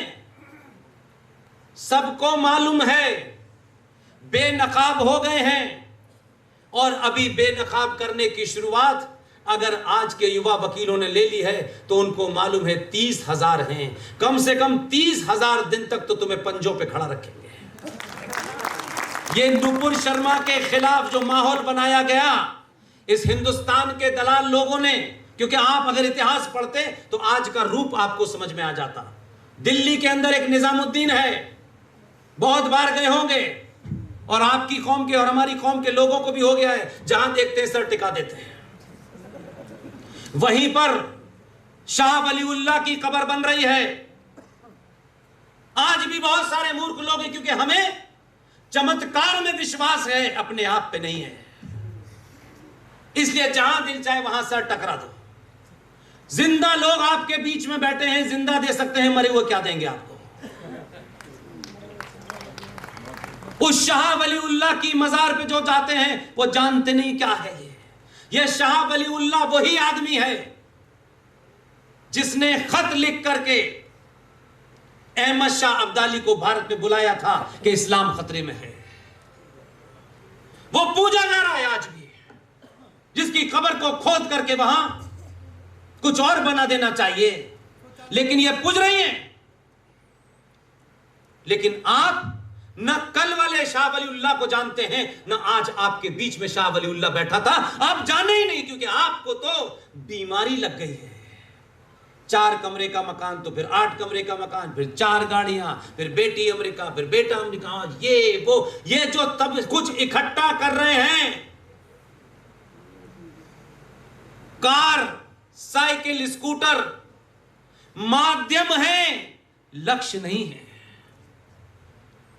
ये जितनी आपने अपने चारों तरफ एक दुनिया इकट्ठी कर ली है, जिसकी आप रक्षा नहीं कर पा रहे हैं, क्योंकि जो मूल है उसे छोड़ दिया है और माध्यम को अपना आप लक्ष्य समझ बैठे हैं। इसी दिल्ली में जो स्टेट का माइनॉरिटी कमीशन है, उस माइनॉरिटी कमीशन के अंदर एक आईएएस जफरुल इस्लाम, वो यहां का इस दिल्ली के माइनॉरिटी कमीशन का चेयरमैन है, आईएएस है, सरकारी पद पे है। उसका एजेंडा देखिए। आपको तो जरा सी जिम्मेदारी मिल जाती है तो आप कहते नहीं, मुझे तो ऐसा नहीं करना है, ये संविधान का उल्लंघन नहीं है। राष्ट्र बचाने के लिए संविधान का उल्लंघन रोज कर सकते हैं। उस जफरुल्लाह ने क्या किया? कोई हम में से कर देता तो उसको मेरा ख्याल है हमारा समाज उसके पीछे पड़ जाता। उसने खत लिखा टर्की को, पब्लिक में आ गया वो खत, और कहा कि भारत का प्रधानमंत्री हिंदुस्तान के मुसलमानों को खत्म करना चाहता है, हम चाहते हैं आप उस पर दबाव बनाएं। यह खत पब्लिक डोमेन में था, जब आया था 2 साल पहले 3 साल पहले, तब खूब बोला मैं। इसलिए आज आपको ताज्जुब हो रहा है, मुझे नहीं हो रहा, मुझे कोई ताज्जुब नहीं है। मेरा फंडा क्लियर है कि नुपुर शर्मा ने हफ्ते भर पहले कुछ कहा, एक जुमा निकल गया, दूसरे जुमा में आया, क्योंकि देर में समझ में आती है, दूसरे जुमा में नजर आया, और उसके बाद भारत के गद्दार मुसलमानों ने इस्लामिक देशों को अप्रोच करके, चाहे वो तबलीगी जमात के माध्यम से हो, चाहे देवबंद के माध्यम से हो, और वाया पाकिस्तान एक माहौल बनाया कि भारत के अंदर गुस्ताखे रसूल बड़ी उससे हो रहा है, आप अपने ताकत का इस्तेमाल कीजिए। जिस देश की टोटल पॉपुलेशन 15 लाख हो, वो आपसे बकवास कर रहा है। और आप उनसे कह रहे हैं हमारा भाईचारा और डीएनए एक है। यह आज भी हो रहा है। यह बात अलग है कि तत्कालिक तौर पर सरकारों के अंदर कई चीजें चलती रहती हैं और सरकार जब बात करती है तो लार्जर कॉन्टेक्स्ट में करती है। आपसे सरकार ने यह कहा कहीं कोई डिक्टेट आया है इस सरकार का कि नूपुर के समर्थन में दिल्ली में 1 करोड़ सनातनी एक दिन इकट्ठा हो जाए और पूछे कि नूपुर ने कोई भी ऐसी बात नहीं कही है जिसमें उसके ऊपर ब्लास्फेमी नाम के घटिया कानून को लगाया जाए। सेकुलर भारत के अंदर ब्लास्फेमी नाम की कोई चीज ही नहीं हो सकती। हमारी संस्कृति में शास्त्रार्थ होता था हर छोटी छोटी बात के ऊपर।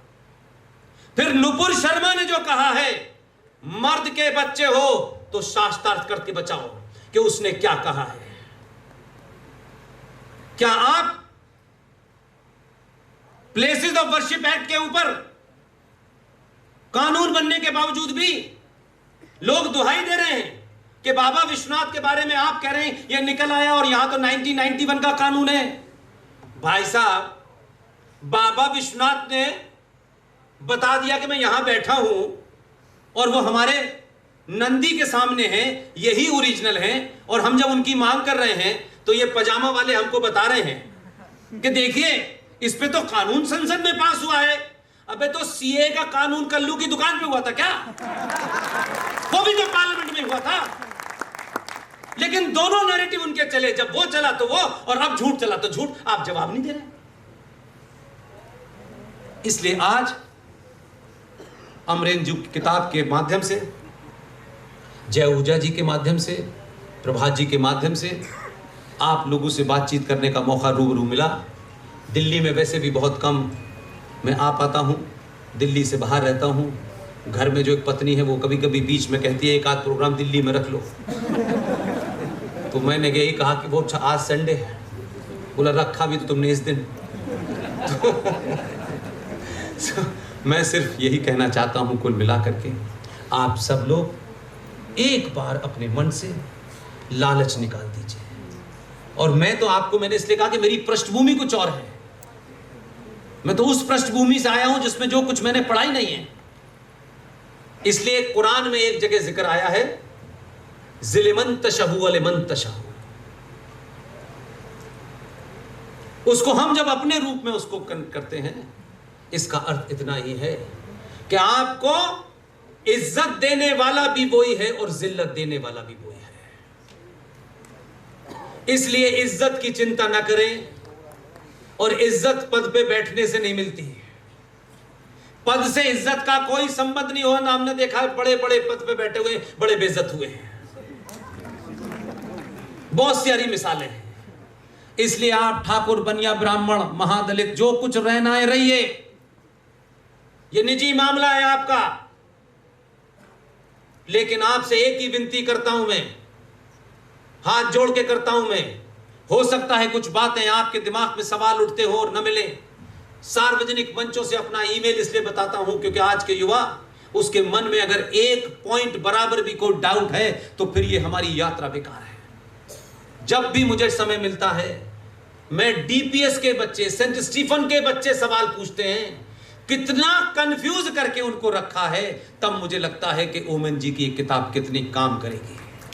बहुत सारे कंफ्यूजन है, मुझे थक जाता हूं मैं, लेकिन फिर भी उन बच्चों को इसलिए जवाब देता हूं कि सेंट स्टीफन का बच्चा सुधर गया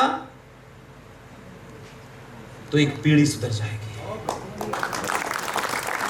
क्योंकि गरीब का बच्चा अगर बिगड़ जाएगा तो घर बिगड़ेगा, और अमीर का बच्चा बिगड़ गया तो राष्ट्र बिगड़ जाएगा।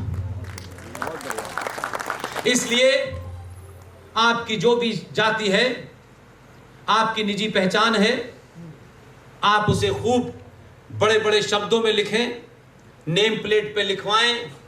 5 साल में, पूरे 5 साल ब्राह्मण, ठाकुर, बनिया जो होकर रहना है रहिए। एक दिन मांगता हूं मैं, सिर्फ एक दिन, जिस दिन वोट देने जाएं सिर्फ सनातनी होकर दें। उस इतिहास को अपने दिमाग में रखें, अपने पूर्वजों का ध्यान करें कि हम आज यहां तक जिंदा हैं तो किस किसने तोप के अंदर अपने को बिठा करके उड़वा लिया ताकि आज जिंदा रहें। इसलिए आपकी जिम्मेदारी है, हम अपना रोल प्ले कर रहे हैं।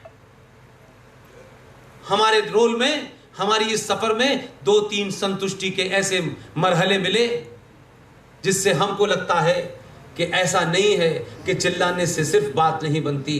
चिल्ला तो वो भी रहा है पिछले 14 से। उनके प्रधानमंत्री बनने पे हमारा कोई रोल दो नहीं है, अब उन पे कहने से कोई फायदा भी नहीं है। फूल वाले चाचा 14 नवंबर को पैदा हुए, किसी ना किसी दिन होते वो हो गए, इस पे तो कोई हमारा हक है नहीं।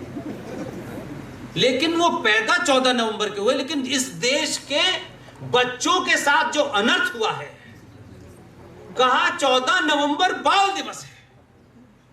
अब बच्चा हमसे पूछ रहा है कि 14 नवंबर को कौन बार वीर बालक पैदा हुआ था।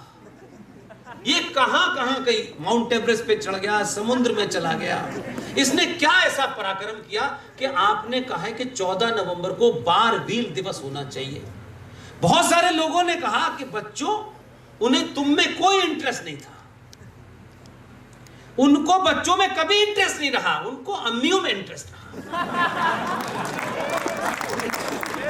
हमारा मानना यह था कि अगर भारत के भविष्य के बच्चों को पुरुषार्थी बनाना है, उसमें भारत के इतिहास को कौन कौन हमारे यहां बहादुर पैदा हुए, कैसे कैसे बहादुर पैदा हुए, ये मुहिम चलाई हम नहीं जानते। और लोगों का भी उसमें कोई योगदान रहा होगा, उनको भी मैं सलाम करता हूं। हमने सिर्फ एक ही बात कहा, उनका 14 नवंबर को जन्मदिन मनाइए, इसमें कोई दिक्कत नहीं है, लेकिन बच्चों को मुक्त कर दीजिए। अगर बच्चों का बाल वीर दिवस मनाना है तो 26 दिसंबर को मनाइए। लोगों ने पूछा 26 दिसंबर क्या है? 26 दिसंबर गुरु गोविंद सिंह के 4 पुत्र थे, 2 चमकौर के युद्ध में मुगलों ने धोखे से मार दिए। 2 पुत्र थे, साहबजादा जोरावर सिंह, साहबजादा फतेह सिंह। एक 6 साल का था और एक 9 साल का था। वजीर खान ने कहा कि आप इस्लाम कबूल कर दो, जान बख्श दी जाएगी। 6 साल के और 9 साल के उन पुत्रों ने उसकी आंखों में आंखें डाल के कहा, वाहे गुरु के अलावा किसी को नहीं मानता।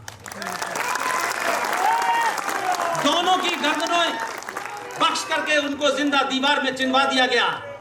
और यह खबर गुरु गोविंद सिंह की मां, बच्चों की दादी गुर्जरी देवी के पास पता चली, वो बेचारी सदमे से मर गई।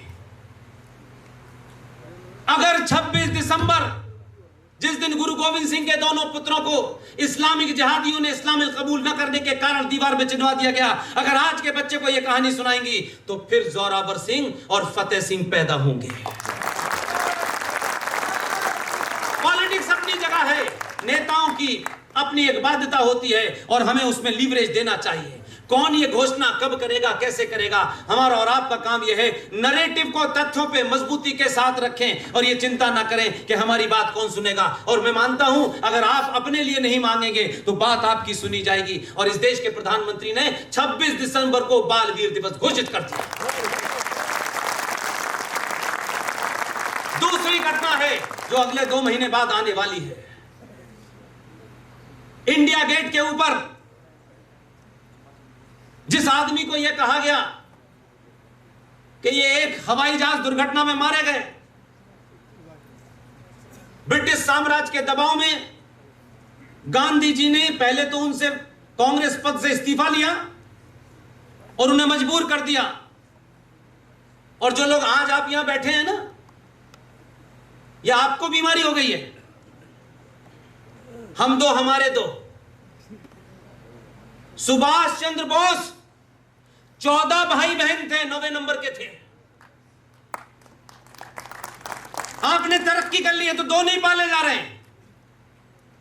उसमें से 14 में से 9वें नंबर के थे। सुभाष को जानते हैं, बाकी को कोई नहीं जानता। उस सुभाष ने जो कुछ किया उसके कारण इतिहास ने और हमारे इतिहासकारों ने उसके साथ नाइंसाफी की। कोई नहीं जानता, उनके परिवार के लोग भी बटे हुए हैं। सुभाष चंद्र बोस हमारे ते परिवार के होंगे, वो अपना निजी मामला है। हमने सिर्फ इतनी ही बात कही कि इंडिया गेट के ऊपर भारत में ब्रिटिश साम्राज्य की स्थापना करने वाले जॉर्ज पंजम की मूर्ति लगी हुई थी। 10-15 साल पहले उसको वहां से हटा दिया गया था। कुछ चाटुकारों ने कहा यहां इंदिरा गांधी की लगेगी, फिर कुछ ने कहा गांधी जी की लगेगी। अरे हमने कहा गांधी जी की जहां जहां लगी है वहीं बेड़ा गर्क कर दिया है, एक आध जगह तो छोड़ दो यार। हम अपनी बात कहते रहे ताकत के साथ, हमने इसमें कोई जात पात नहीं देखी। और मुझे खुशी है, इस बात की खुशी है कि यह खबर की डेट किसी को पता नहीं है। मैं उस मूर्तिकार से मिलने गया, उन्होंने मुझे फोन किया, बोला मैं आपको चाहता हूं, आप एक बार मैं आपके पैर छूना चाहता हूं। मैंने कहा यार मैं कोई इतना बड़ा आदमी नहीं कि आपसे, लेकिन मैं आऊंगा जरूर। 7 महीने के बाद मैं अभी 15 दिन पहले गया गुड़गांव, और उसने मुझे चौंका दिया। बोला मैंने इसलिए नहीं बुलाया आपको, मैं आपका बड़ा सम्मान करता हूं। जने क्या क्या उसने कहा, बेचारा बहुत ही कृतज्ञ था कि मैं वहां चला गया। उसने एक जगह लेके गया और उसने कहा कि जो आपका हीरो है, जिसको आपने हीरो बनाया है, उसको बनाने की जिम्मेदारी मुझे दी गई है। ग्रेनाइट के जिस चट्टान से वो पत्थर बनना है, वहां से वो पत्थर निकल कर अगले 10 दिन में इंडिया गेट पहुंचने वाला है। उस इंडिया गेट के ऊपर ग्रेनाइट की 28 फीट की सलामी लेते हुए सुभाष चंद्र बोस की मूर्ति इंडिया गेट पे तन के खड़ी है। बोलो भारत माता की, भारत माता की। इसलिए सिर्फ इस बात की चिंता मत कीजिए कि आपकी कोई बात सुनता नहीं है। जब सुनने वाले आ गए हैं तो आपकी आवाज 4 गुना होनी चाहिए। ये समय, ये क्षण कभी दोबारा नहीं मिलेगा।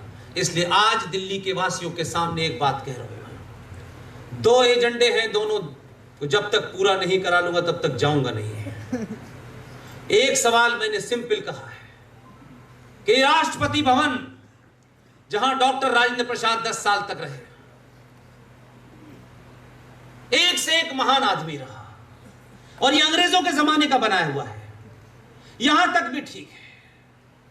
लेकिन मैं ये नहीं समझ पा रहा कि 47 के बाद कौन सा मुगल वहां टहलने आया था तो आपने मुगल गार्डन बना दिया। ये मुगल कहां से पैदा हो गया? इसलिए आज मेरी तजवीज है अपनी, वो माने या न माने, इस मुगल गार्डन का नाम समाप्त होकर विवेकानंद गार्डन होना चाहिए।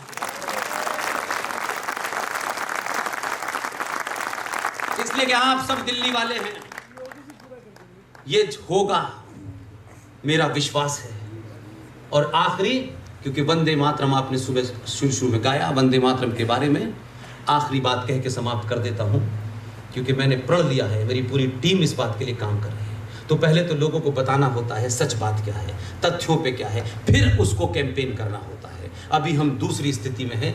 भारत के पार्लियामेंट में वंदे मातरम को लेकर के कई सारी भ्रांतियां हैं, और सबसे बड़ी भ्रांति यह है कि 1937 में मुसलमानों ने जो यहाँ रह गए थे, यहाँ थे वो, और जो पाकिस्तान बनाने का एजेंडा चला रहे थे वो, उन्होंने एक एजेंडे के तहत फूल वाले चाचा से ये कहा कि वंदे मातरम गाने से हमारी भावनाएं आहत हो जाती हैं, क्योंकि इसमें देवी देवताओं का जिक्र आता है। यही वर्बेटम बात की। अब क्योंकि वो तो जल्दी में थे, काम उन्हें बहुत रहते थे बेचारों को, उन्होंने तत्काल कहा कि देखिए ऐसा है, इसको लंबा ना बढ़ाएं, एक पैराग्राफ ही गाया जाएगा, और वो ऊपर का एक पैराग्राफ गाया जाता है, पूरा वंदे मातरम नहीं गाया जाता। हमने जब इस पर रिसर्च करना शुरू किया, हमने कहा ऐसा कैसे हो सकता है?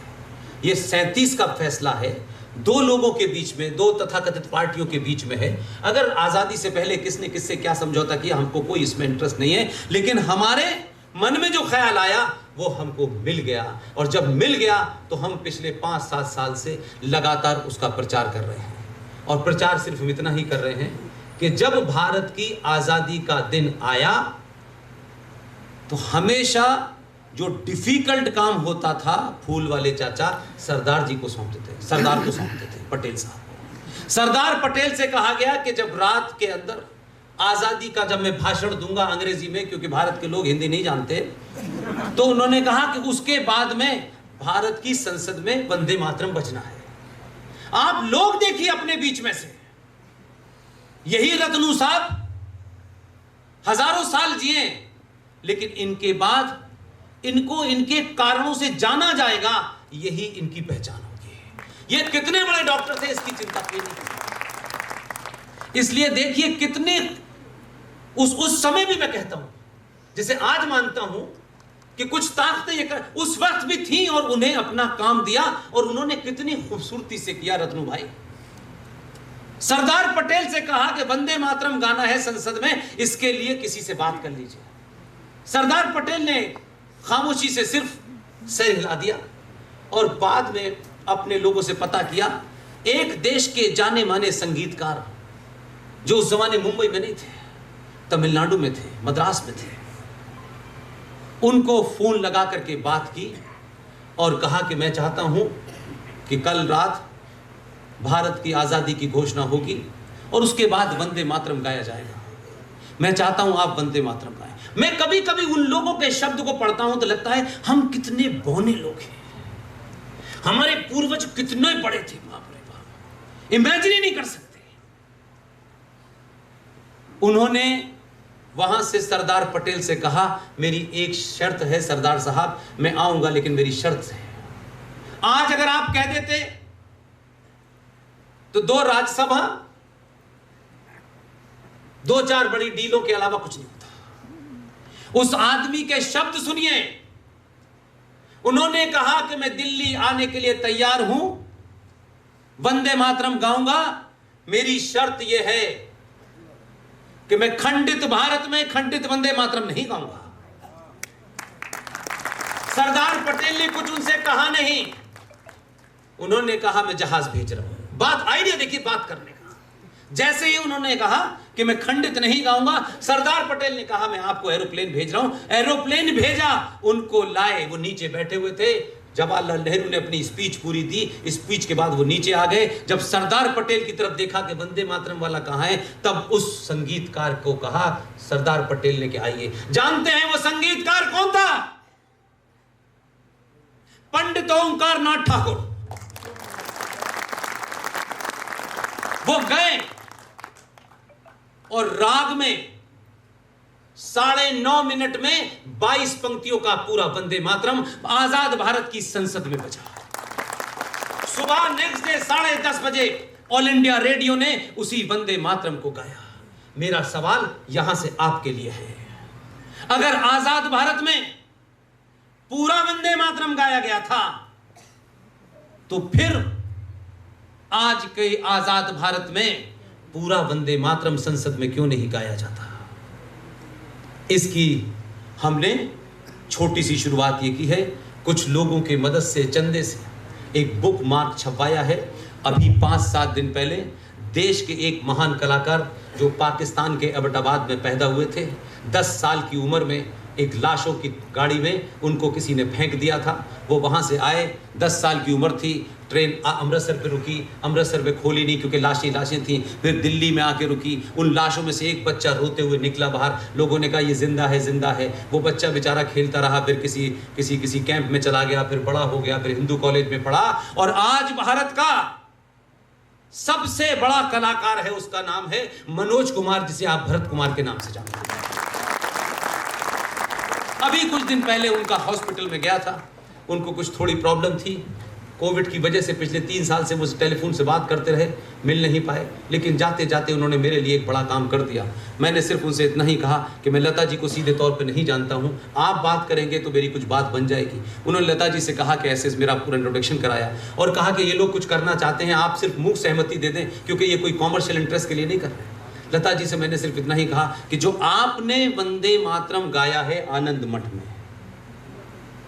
उस पूरे वंदे मातरम को हमने 3 तस्वीरें छापी हैं। उसमें सरदार पटेल भी, उसमें वीर सावरकर भी हैं, उसमें छत्रपति शिवाजी भी हैं, उसमें महाराणा प्रताप भी हैं, और बुक मार्क बनाया हमने और उसमें QR कोड डाला और लता जी से पूछ करके उन्होंने हमको परमिशन दे दी। लता जी ने क्योंकि वीर रस में गाया है, इसलिए 4 मिनट 22 सेकंड का पूरा वंदे मातरम 22 उसमें वीर रस में गान करके हमने बुकमार्क बनाया है और बच्चों को हम फ्री बांटते हैं ताकि आज के बच्चे चलते फिरते उस QR कोड से पूरा वंदे मातरम सुने। इसी सरकार के रहते 2024 तक आपको पूरा भरोसा दिला रहा हूं, कोई कोना नहीं छोड़ूंगा मैं, पूरा वंदे मातरम भारत की संस्कृति। बहुत बहुत धन्यवाद, थैंक यू वेरी मच।